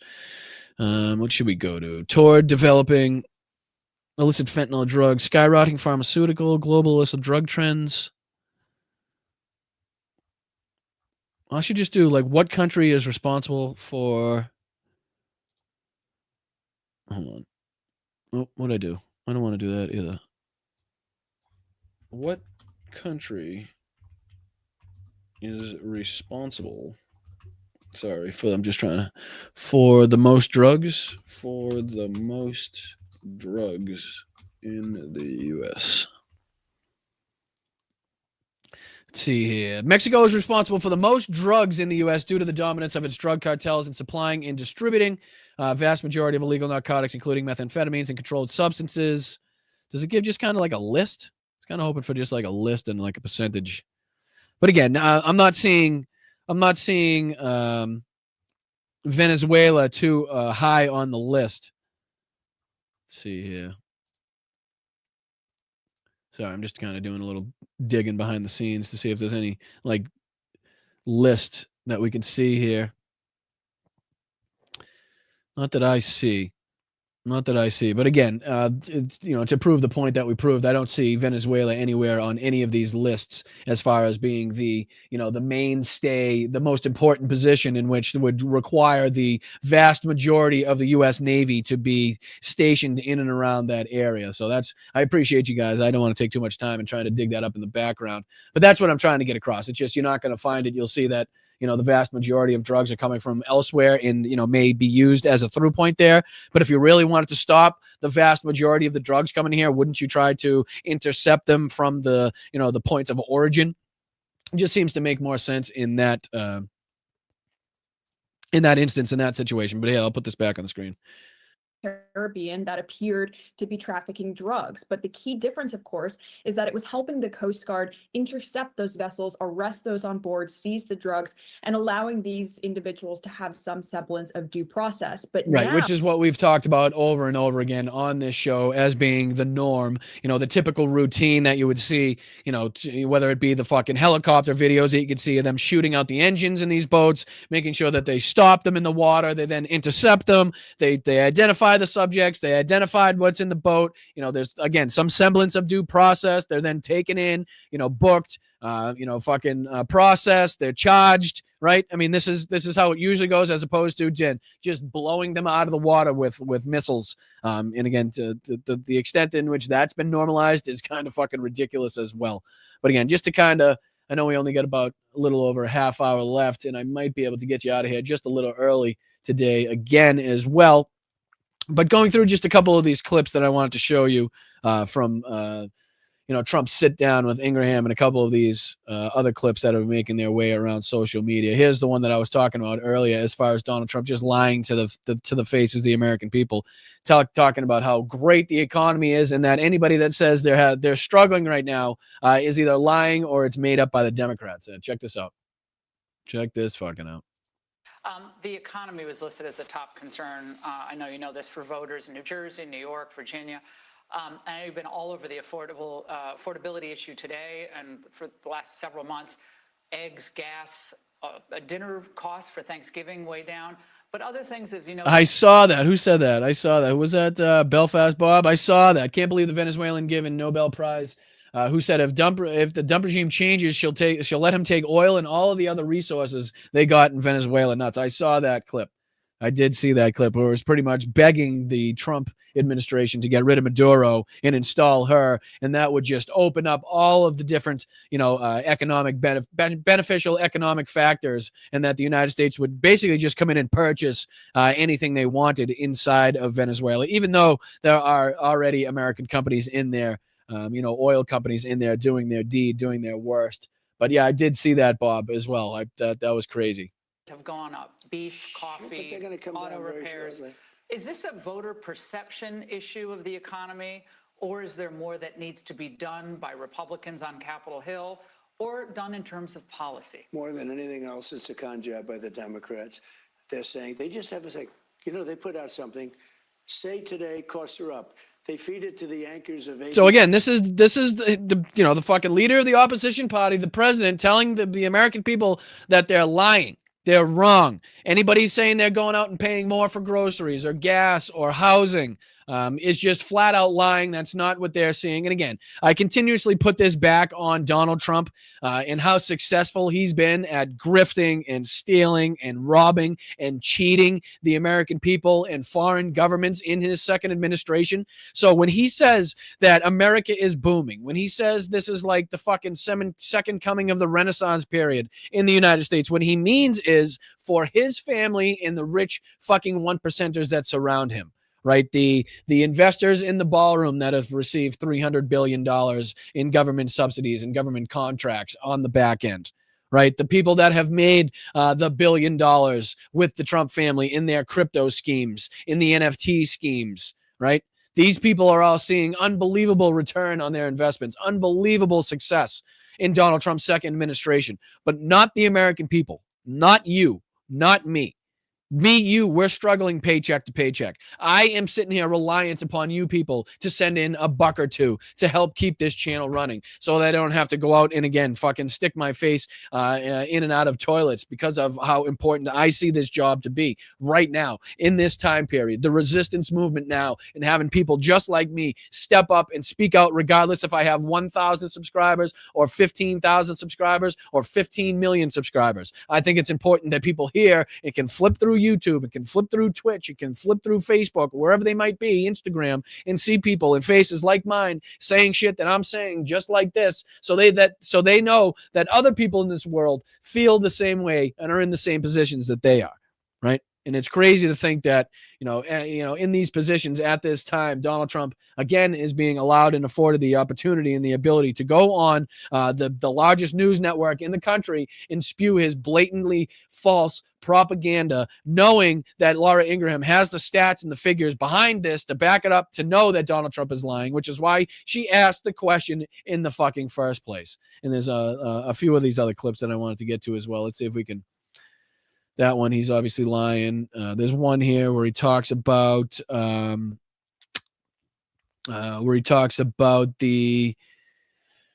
healthcare situation and this. Oh yeah, here's one of his new ones that people are talking about as well, where he's now trying to again sway the decision-making abilities of the Supreme Court. He's trying to say that they were given false numbers as they're trying to make this decision on whether or not Donald Trump has the ability to impose these sweeping tariffs on the world, basically. But this is him, trying to impose his will on the Supreme Court, just like he imposed his will on the Argentinian elections, and continues to do so in other places around the world. Now saying that they got unfair and what's he say? The wrong numbers. Yeah, the U.S. Supreme Court was given the wrong numbers. They weren't the right numbers. We got to go back and do it all over, which is just horse shit. You know what I mean? Just him trying to, again, stick his thumb on the scales. Oh, this is great here. This is great. This is Trump's, excuse me as I stutter my way through the show, economic advisor being questioned about the consumer price index showing that grocery prices are up nearly 3%. So this is in the question that he's being asked. And his response is to tell not only the American people, but CBS News here that they're wrong, they're lying, and that grocery prices are down, ladies and gentlemen. Once again, this is their lie. If they can hammer this home in multiple places on multiple networks without it being called out, then it starts to creep in as being reality, right? They start to win the messaging. So we need to continuously call this bullshit out when Donald Trump, when his economic advisor go on to CBS and without backlash, without fucking being pushed back upon by the reporters here, by the journalists, being allowed to bullshit as the question they're being asked actually has the facts and statistics in them, still being allowed and afforded the time and opportunity to use their propaganda to lie to the American people. So check this one out too. I'm sure you know the consumer price index showed grocery prices are up nearly 3% in September. Right, so that's in the question. It's in the fucking question. The question she asked talks about how the consumer price index shows that grocery prices are up 3% in September. That's in the question.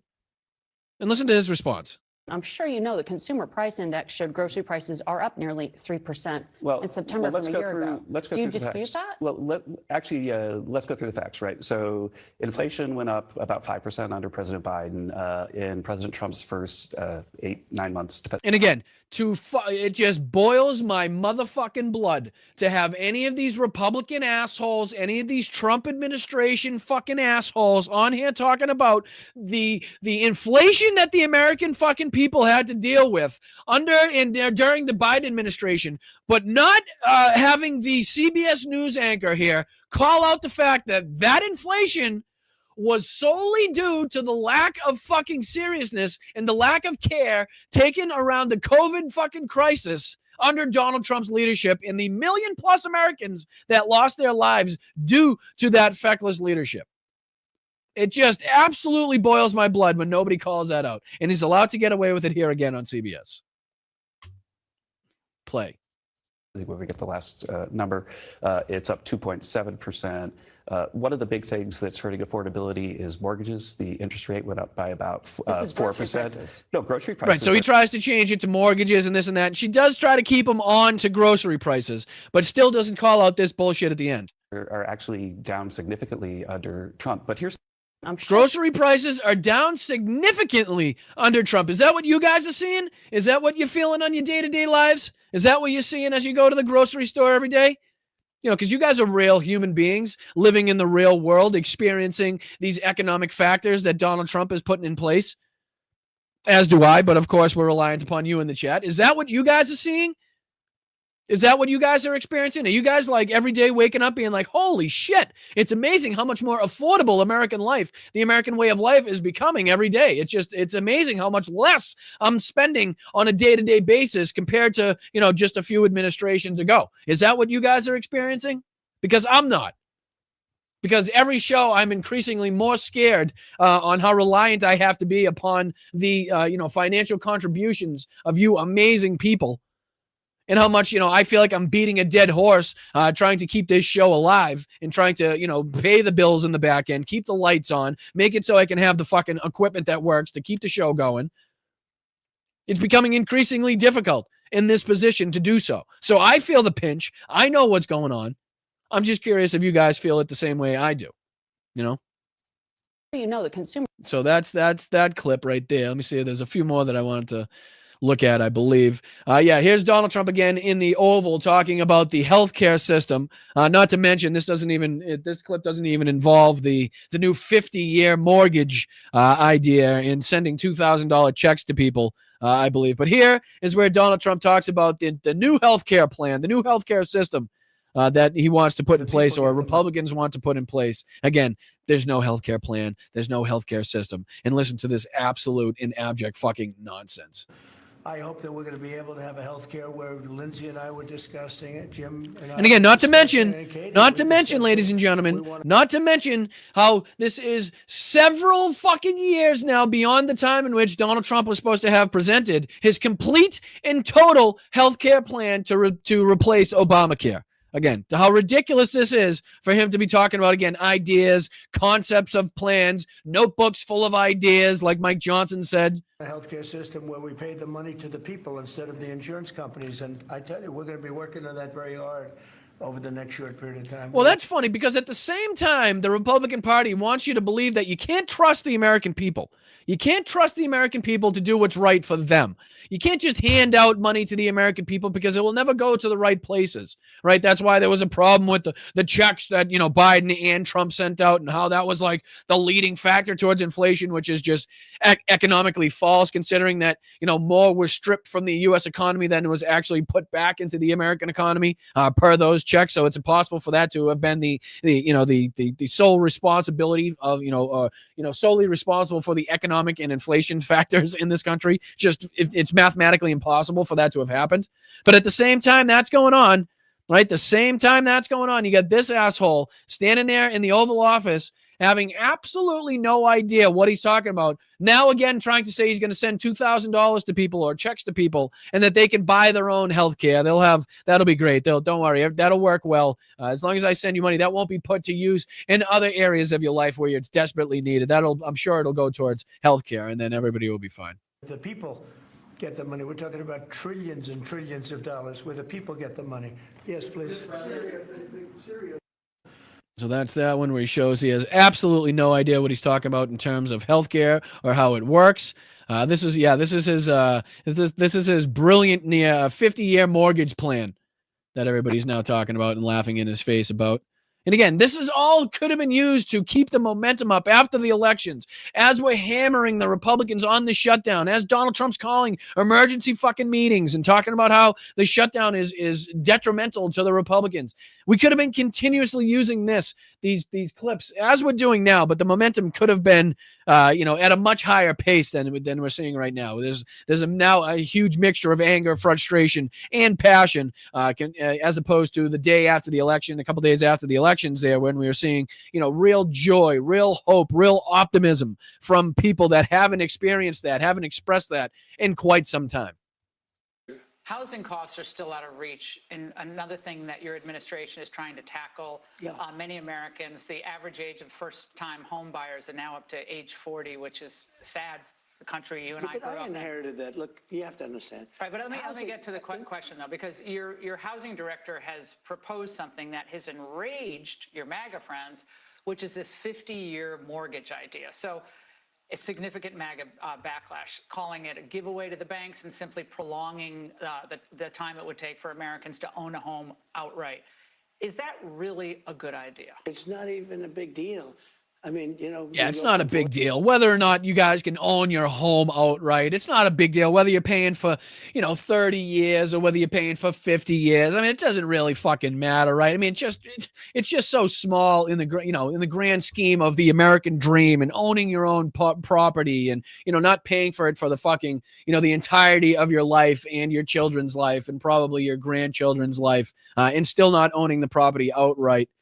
Just unbelievable stupidity and ignorance from this asshole. 30 to 50 years.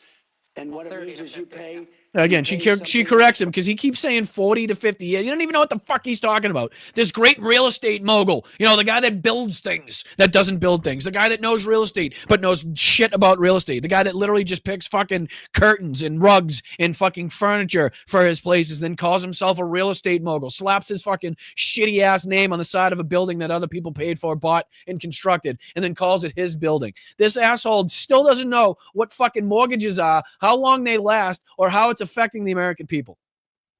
Unfucking real. 30, that some people had a 40, and then now they have a 50. All it means is you pay less per month. You pay it over a longer period of time. It's not like a big factor. It might help a little bit. But the problem was that Biden did this. He increased the interest rates, and I have a lousy Fed person who's going to be gone in a few months. Again, just unbelievable the amount in which he brings up Joe Biden after, again, his second administration now, 10 months into his second administration, he's still being allowed to blame the previous administration, for his failures that have been taking place, again, under his watch. Under his watch. Fucking unreal. Let's see what else we can dive into here. There's a couple more of these, I think, if I'm not mistaken. Scott Bessent made an ass out of himself here. Again, not understanding tariffs, or again, just going on TV to blatantly lie about tariffs. Here he's questioned, do you think tariffs help or hurt prices for consumers in this country? Very simple fucking question that anybody that understands mathematics could answer. But apparently Scott Bessent unable to. Do you think tariffs help or hurt prices for consumers in this country?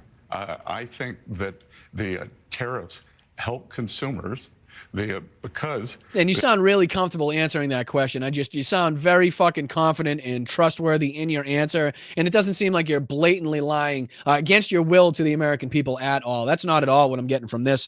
As you look down at your fucking shoes trying to answer this very simple mathematical equation, when other tariffs are put in place and then companies that you are tariffing, increase the price on those goods to, again, equalize the price of the tariffs. And then those goods, at the end of the fucking row, when they're being bought by the American taxpayer, cost 10 times more or 5 times more or double as much as they used to because of the tariffs. That is then being paid by the American taxpayer, not by the company that was tariffs. Again, he knows this. The fact that he continuously is allowed to go on television to bullshit and make himself look stupid.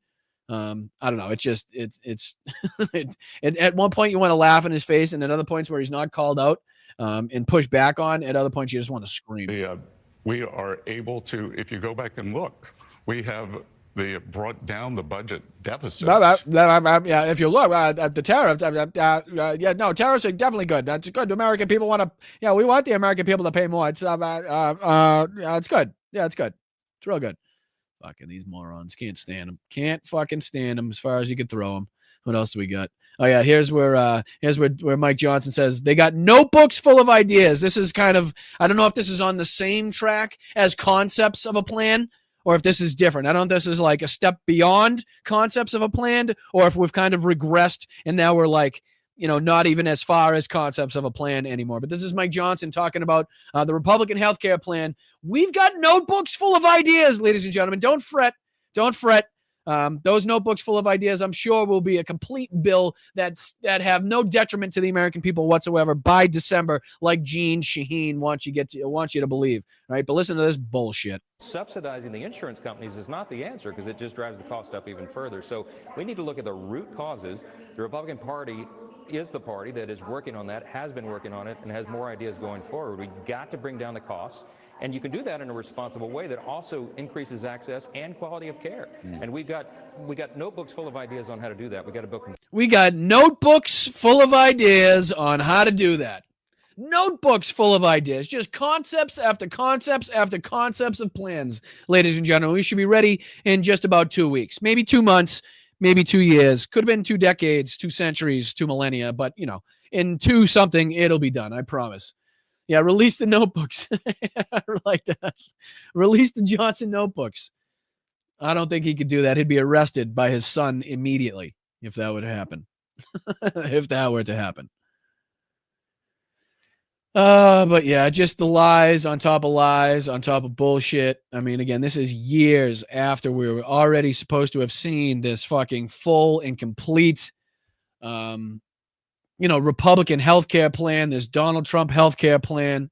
and just these assholes cannot help themselves but make themselves look stupid by, again, telling us that they have no healthcare plan years after they said they were going to have a healthcare plan. And speaking of assholes, here's John Fetterman.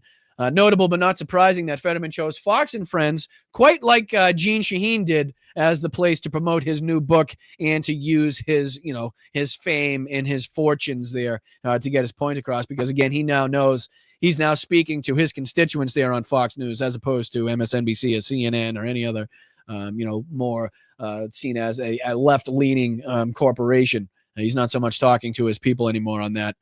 Let's see here. Here's where he's talking. Oh, yeah, did I already? No. This is where they're talking about the 2020 pardons here. Listen to this bullshit.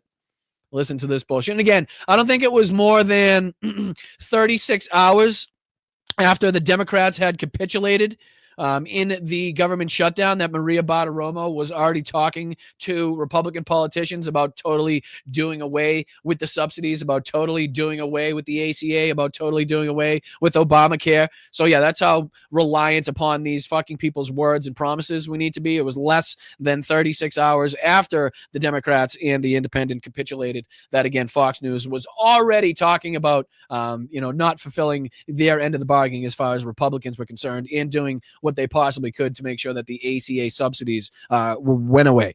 You know what I mean? So again, here he is. I don't know who this asshole is. I'm not familiar. Ed Martin.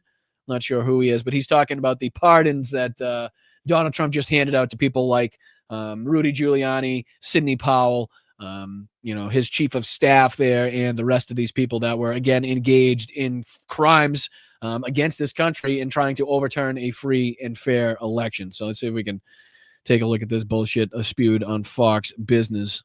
You've worked on these pardons. Can you tell us about the pardon?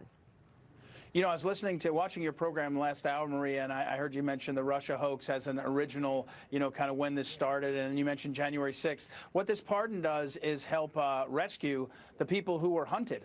The Biden administration hunted the alternate electors who were participating in our constitutional process in They didn't have to be hunted. That's the whole problem. They were out in front of cameras doing the crimes in broad fucking daylight. They didn't have to be hunted. They were out there promoting the crimes themselves. When Sidney Powell was going on talking about fucking Hugo Chavez, Venezuela, Italy, satellites, Rudy Giuliani standing and fucking holding a dildo, talking about how it was stolen. Remember all these Mark Meadows coming out, the phone calls placed by, Lindsey Graham, the phone calls placed by Donald Trump himself. This shit's nuts. And again, this was kind of put into the back burners as far as the news cycle was concerned. These assholes just getting off scot-free now.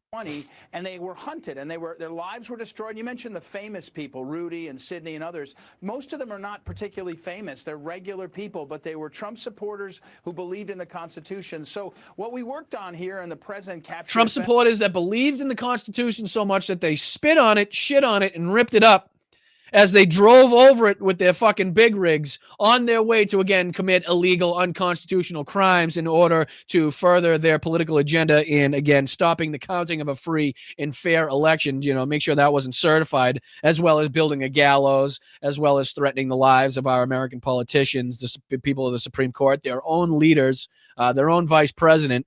But yeah, those people, why should they spend a day in jail? Was rectifying a wrong, trying to protect people from, and it was, by the way, it wasn't somebody random. It was deranged Jack Smith who had a plan to target these people, to roll them up, to try to make it. So the day that we knew was coming, ladies and gentlemen, has officially come, where Sidney Powell, Rudy Giuliani, Mark Meadows, the rest of these people that were blatantly engaged in treasonous activities towards the United States are being let off the hook by, again, another criminal who has more power in this country than anybody else.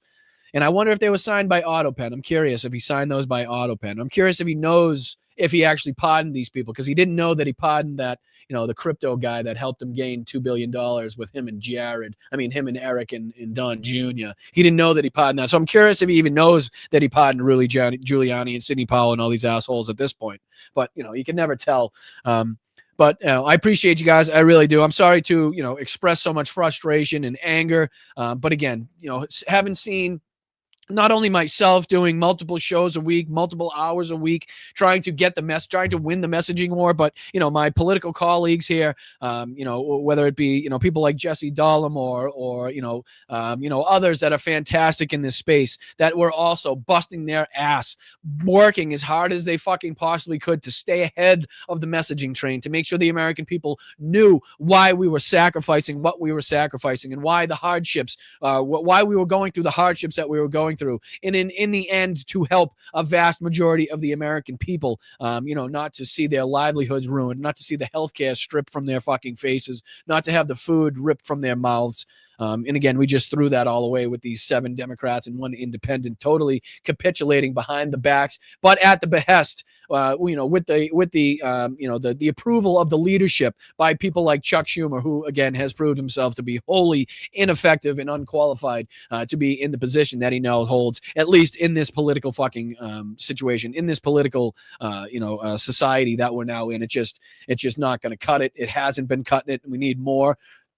We need more strength. We need more energy. We need more passion. We need more fight. We need more resistance. And we need it fucking fast, because it's shit like this that really has the ability to disillusion people and feeds into this nihilistic bullshit of both sides are the same. Both sides don't care. Both sides have these centrist, I don't want to be look bad. I want to reach across the aisle to Republicans, and I don't want to upset Republicans. So I'm willing to put my own political party on the line, to make sure that I don't ruffle any fucking feathers or anything like that. And it leads to this nihilistic policy, this nihilistic way of thinking that I don't believe in, just to, make it very clear that I don't subscribe to, really. But this kind of leads people down that path. So we have to make sure that, we're making sure that people are avoiding that way of thinking, while also being able to, express their frustrations and the anger that has been, flowing through social media, flowing through YouTube, flowing through, news outlets since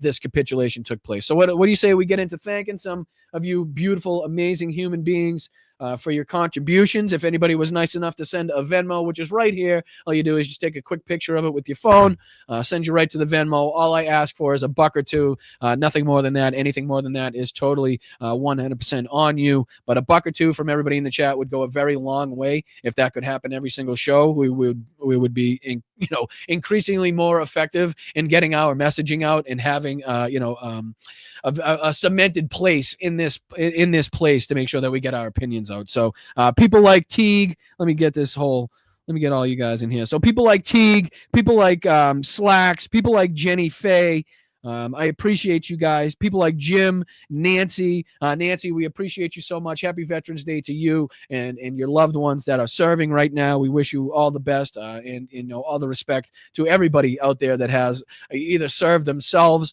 or has a friend, family member, close colleague that serves right now. Happy Veterans Day to you and your loved ones. Thank you so much for the sacrifices. Thank you so much for the honor. Thank you so much for doing what you do and giving up so much to make sure that I am afforded the ability to sit in front of a camera, to sit in front of a microphone like this, free and clear, at least at this point of, political retribution from the government. But we're slowly creeping towards the point in which we cannot say that's going to be a thing we can rely on. But yeah, thank you guys so much. I know you guys are feeling the pinch. I know you guys are going through it just as I am. So that's why it's very difficult for me to do the self-promotional stuff. But, if I don't do it, I don't stay in the air. I don't stay alive. I don't stay fed. The bills don't get paid. And, I'm trying to do this the right way, 100% independent, no ads, nothing sold to you here as far as products, nothing hidden behind a paywall. You can sign up for patreon.com/Boston Brian, and that just kind of gets you access into our monthly Zoom meetings, which just kind of lets you put a face to the screen names that you see in the chat. And that's pretty much the only thing. You can become a channel member just underneath me for $2.99 for the month. But again, that just is kind of a general thank you, a general show of appreciation to say that you want to be on the team and, you support the squad. And again, nothing behind a paywall. You guys can see all of my content. You can see all of my videos, all of my live streams, everything that I've ever done. My trip to Dachau, all of that. Nothing's behind a paywall. And again, no corporate backers, no corporate sponsors. And I hope to keep it that way. I really do. But, I find this to be, the most important thing in our lifetime. So I'll do anything I possibly can to stay in front of the camera, to stay making it so I can continue to get my opinions out there. And, I just want to make sure that I do it the right way. And I do it with the the trust of you guys as well. So I appreciate you guys. Let's get into thanking some people here on the old YouTubes. Oh, you guys have been fantastic today. Thank you so much. Thank you so much to people like Angela. Shout out to Angela for being here for 16 months. Congratulations to Angela. Shout out to Linda Lou for being here for 17 months. Woohoo. Linda Lou, still blue. I get that. I got that. I knew that from the beginning. Thank you, Linda Lou. Congratulations. Angela, again, congratulations and thank you. Shout out to you for the $5 super chat here. Angela says, Democrats voted to end the shutdown because people were going hungry, and Republicans don't give a fuck about people going hungry. Voted to end the shutdown. See, I don't agree with what you're saying on that regard because, again, the vast majority of Democrats don't agree, didn't sign on to end the shutdown. So I have a problem. I disagree with what you're saying, but I very much appreciate you, contributing to the show, getting your opinions out there, and all of your kind contributions. This is a free place to express any and all opinions as long as they're not bigoted, homophobic, racist, violent, that type of stuff. You know how it goes. So, Angela, thank you so much. I very much appreciate you. That goes for people like Michael McAndrews here. Congratulations and shout out for being a member for 14 months here at Blunt Politics. We really, really do appreciate it. And, a hugely beneficial, note here as well. We get knocked down, we get back up, and not to go tub thumping in a Chumbawamba song here, but, we do get knocked down and we get back up again.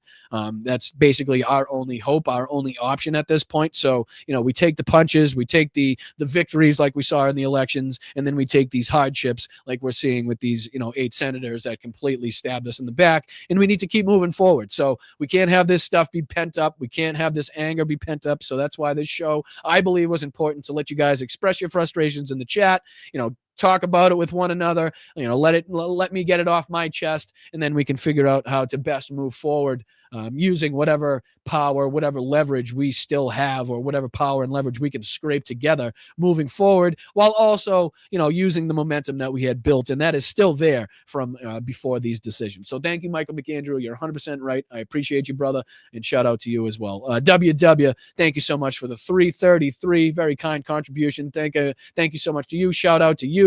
W says, empathy is learned. Some people never went without. Amen to you, brother. Appreciate you. Appreciate your contributions. Appreciate your chat there. And big day for Ange. Let's go, Ange. I appreciate you. Shout out to you. It's okay, Brian. You can disagree and still be buds. Absolutely. Absolutely. And I think I've proven that on this show, multiple different times. We've had multiple different guests on here in which, we disagreed on several different things. We've had multiple different discussions, for example, with people like, friend of the show, Hal Sparks, on, very important and dangerous and, nuanced subjects such as, Israel and Gaza. And, we were able to disagree as people that see themselves on the same side politically and still manage to have a decent and, respectful conversation and come out of that having learned stuff about the other side and also seeing more about the context, from our opponents and their viewpoints as well. But, still being able to have, a kind and respectful disagreement is something that's very important in politics today. So, Angela, I appreciate you for recognizing that. Thank you so much for your contributions. Thank you so much, Kim P. as well. Jolly Good Ginger posted what he learned about the vote.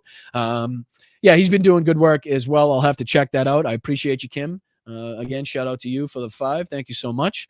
Kristen says, and thank you, shout out to you for the 5 as well. Schumer has to be held accountable. This looks like self-sabotage. People showed up. People spoke up. This was foul. And I couldn't agree more with that sentiment right now. We just can't go shooting ourselves in the foot and putting ourselves in a more dangerous position. We need somebody that is, in the position to, has the recognition, the ability, and is willing to step up in that position as well before we go, shooting ourselves in the foot even more than we already have. But I 100% agree with everything that you said. Needs to be held accountable. I think he will be. I don't think anybody's, getting fooled by his bullshit no vote when he knew damn well he had enough votes to, risk that no vote as well. And it absolutely was foul. It was foul considering what the American people were just starting to feel, the American people were just starting to realize, as we expressed on this show. So, Kristen, thank you so much. I appreciate you. Shout out to you. Once again, thank you, Kristen. I believe that as well. Thank you so much. I appreciate that. Shout out to you for the 2. Shout out for the 5. You are amazing. Thank you, JD, as well, for the 2. Shout out to you, my man. Did he use the auto pen? That's the same thing I said. It's crazy. Yeah, it's crazy. And again, does he know who he pardoned? Because he didn't know who he pardoned last time, or at least that's the fucking story he was sticking with. right? Nancy, thank you so much, Swear Job, because we're all swearing. And again, that's why I felt like we needed this show to get it out, to let it out. I know people have been expressing themselves on social media as well, but sometimes it's good to hear, other people in real time kind of express the same frustrations that you were expressing as well. So Nancy, we appreciate you so much. Thank you for your kind and continued contributions to the channel. Please send my love to everybody in your family that is now serving, and we appreciate you guys. That goes for everybody else as well. Please send my love to everybody that's serving currently, if you have a family member that's out there doing it. Mark G, thank you so much. Shout out to you, brother. This mess is all on the Trump MAGA GOP, which is what, again, the messaging was getting through. The messaging was getting through just that. But unfortunately, the mess that we're now in now is not all on Trump and MAGA. It is on, in some part, in some cases and point, the 8 fucking politicians, the 8 senators that, again, capitulated without receiving anything in return. It's crazy. It's just crazy. So, again, as much as I'd love to say the shutdown, as much as we have been proving and talking about how the shutdown is all on MAGA, this situation that we now find ourselves in now is not, unfortunately. This is, self-sabotage to some aspects. So thank you, Mark. I appreciate you, brother. Shout out to you. Debbie B, thank you so much for being here for 5 months. So many traders, she says. Absolutely. People that, again, looking out for themselves, looking out for their lobbyist jobs after their careers here as fucking slimy politicians, to give a fuck about the American public. So, Debbie, I appreciate you so much. Ruben, I appreciate the 2 gifted here back to back. Thank you very much, Ruben. Shout out to you as well. George Daly, let's go. Shout out to you, brother. Thank you so much for the kind gifted 5 there. We really do appreciate you watching the show. Appreciate you hanging out there in the chat. Oh, Tom, let's go. You fucking unbelievable, handsome bastard. You fuck. Thank you so much, dude. I really appreciate that. That's amazing. We hope you're well. We hope everything's going smoothly for you. We appreciate you joining us time in and time out here on Blunt Politics. And thank you so much for your kind contributions. I really do appreciate it. I really do appreciate it. Let's see. Dockley, yours. Thank you for the 1 gifted. I appreciate seeing new faces, new names in the chat. As always, that's what we need to make this political show grow. And I appreciate you not only watching, but contributing, making sure that other people can stay involved as well. So Dockley, yours. Thank you so much. Appreciate it. Shout out to you. Hope you have a wonderful day. Just saying, let's go. Let's go. I appreciate you. Thank you so much for the 3. Thank you so much for the super stick. I appreciate you so much. Shout out to you. Thank you for everything that you do, not only in this chat, but in other chats as well. Goes a long, long way. Debbie B back here with another 1 gifted. Thank you, Debbie B. Appreciate you so much. Dame Dog, sticking your face in politics is very similar to sticking your face in the toilet. Right. That's why I feel like I had some, some schooling. Some schooling in this area, coming from being a plumber, sticking your face in shit, to now coming into politics and sticking your face in shit. Right? Not to mention the study of fascism and stuff. So I feel like it gave me some insight whatsoever. So I appreciate you, Dame Dog. Thank you for your service to this country. Thank you as a veteran for everything you sacrificed, everything you did. We appreciate you very much. We thank you very much for allowing us and affording us the ability to do what we do here on the behest and on the backs of you guys that sacrifice so much. So Dame Dog, thank you so much. Please make sure we're thanking Dame Dog and everybody else that served this country in any regard. For what they're doing. I appreciate you, dude. And George Daly, thank you again. Belfast Bob, thank you again. You guys have been amazing. Where are you, Belfast? Why is it not showing? Hold on. Oh, there you are. There you are. There you are, Bob. Belfast Bob, I appreciate you, brother. Thanks for the $2 super sticker. The £2 super sticker, I should say. I appreciate that. Thank you, Andrea. Shout out to you as well. Today's contributions can go to the swear jar or for hot chocolate to soothe your throat after this passionate show. Love all around. Yeah, I've had a dry, scratchy throat for a few days now. I'm not sure what it is, but I appreciate you. I appreciate you sending the hot chocolate my way to kind of do some soothing. But thank you, Andrea. Shout out to you for your kind contributions there. We appreciate you very much. Goes a long, long, long way in helping this channel. So thank you very, very much. Mark G's back. Boston Brian rants are articulately for us all. I appreciate that.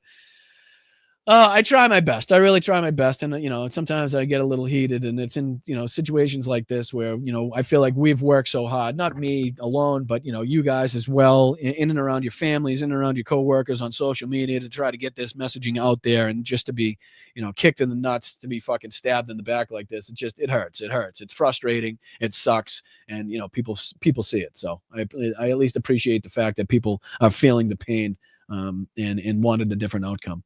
So thank you, Mark. Thank you, Kristen. Shout out to you as well. Epstein, Trump Ballroom and Playroom release the Epstein files. Amen.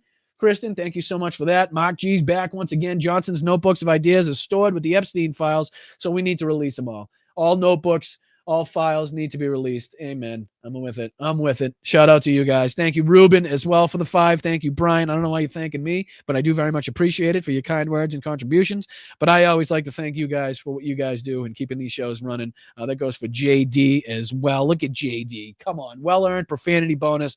Thank you, JD. I appreciate you, brother. As always, just an amazing, amazing part of this community, and we can't thank you enough, dude. So shout out to you. Same thing for Captain PJ. Good to see you back, my friend. Awesome information day.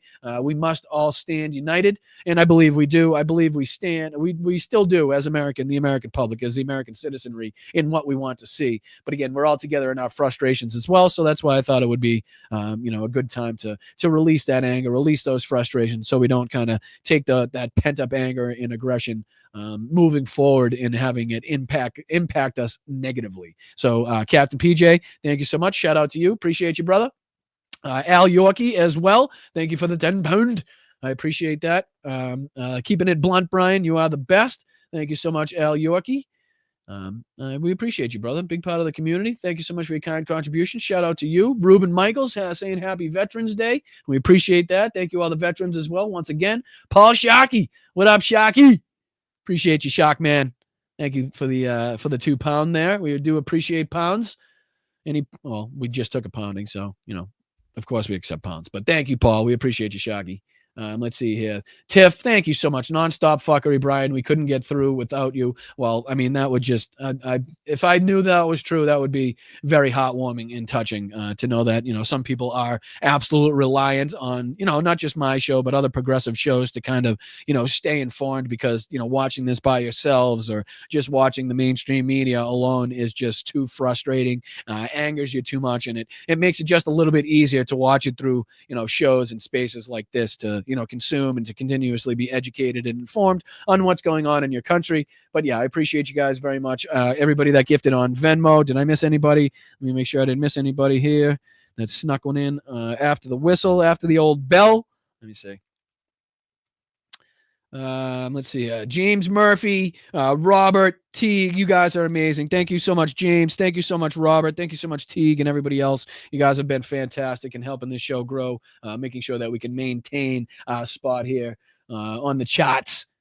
So I appreciate you guys. I will see you tomorrow for the doubleheader. We got the Wednesday afternoon show tomorrow, 1 p.m. Eastern. That's going to be 10 a.m. here on the West Coast. And then we got tomorrow night, our Wednesday night show, 8:30 p.m., 5:30 here on the West Coast. And be looking out for a cool guest tomorrow night. I'm hopeful. But we'll be announcing that. We'll be announcing that soon. I appreciate you guys. I will see you tomorrow for the doubleheader. Thank you all for your kind contributions. Thank you all for your passion. Thank you all for showing your support and your anger and your how much you care about this.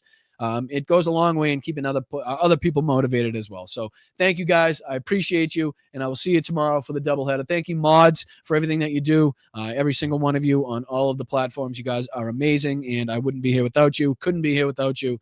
So thank you for all that you do, not only in my chat, but in other people's chats as well. You guys do fantastic work. And of course, thank you everybody in the chat for everything that you do, showing the passion that you show. So all I say is, stay proud, stay loud, stay aggressive, keep your head in a swivel, find your nearest protest, find your nearest rally, but make sure you're staying safe out there. All right. I'll see you tomorrow for the doubleheader. Make sure you're hitting that like button on the way out. Make sure you're thanking the mods, and make sure you're thanking everybody that gifted financially to the channel, as it is, a huge contribution to keeping us going. So I'll see you. I'm Boston Brian. This has been Blunt Politics. I really do appreciate you joining me, and I will see you tomorrow. Thank you, guys.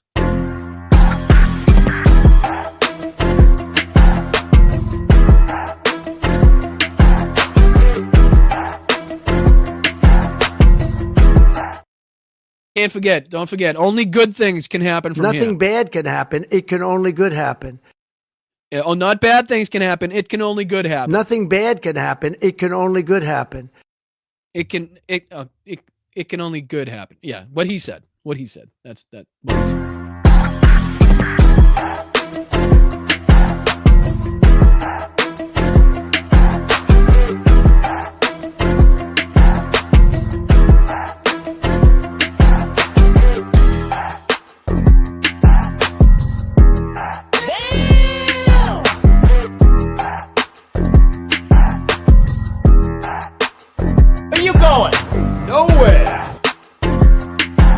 When you ran out the healthy arms, you ran out of really healthy. They had great arms, but they ran out. It's called sports. It's called baseball in particular, and pitchers, I guess you could say, in really particular.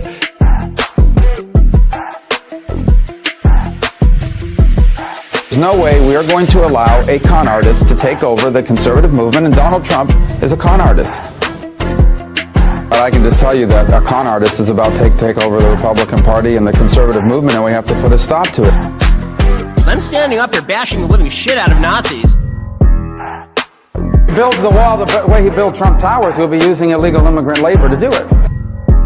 For the rest of my life, I have the curse that I have little hands. Little hands. Nothing bad can happen. It can only good happen. Refer to my hands. If they're small, something else must be small. Hey, you got a little chubby going there. I'm just dandy. I got a bowl of chocolate pudding in my underpants. In the hell was that all about?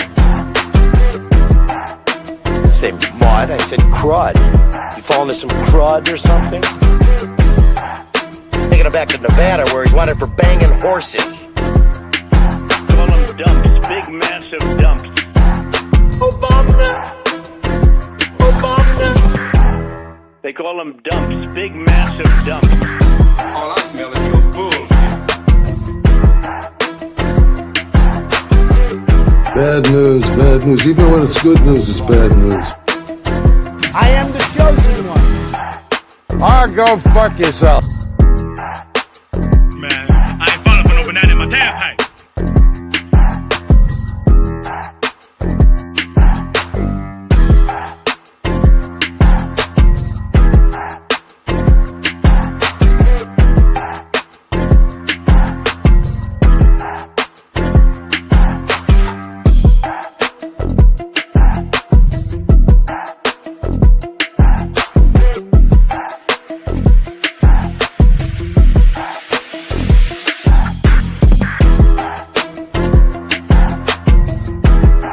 Get off my plane. How do you lie to the FBI and now you're running for president? Seriously, how do you lie to the FBI and now you're running for president? We are a nation that just recently heard that Saudi Arabia and Russia will repeat your.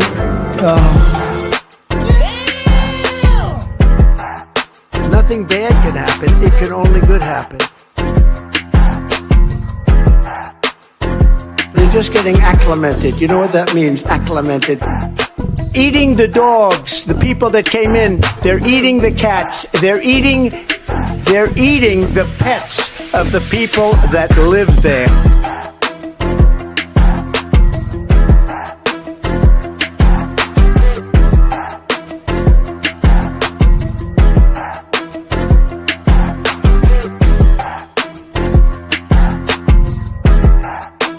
No words, I have the best words. But there's no better word than stupid. Army manned the air. It ran the ramparts. It took over the airports. It did everything it had to do. The big, fat, sloppy United States.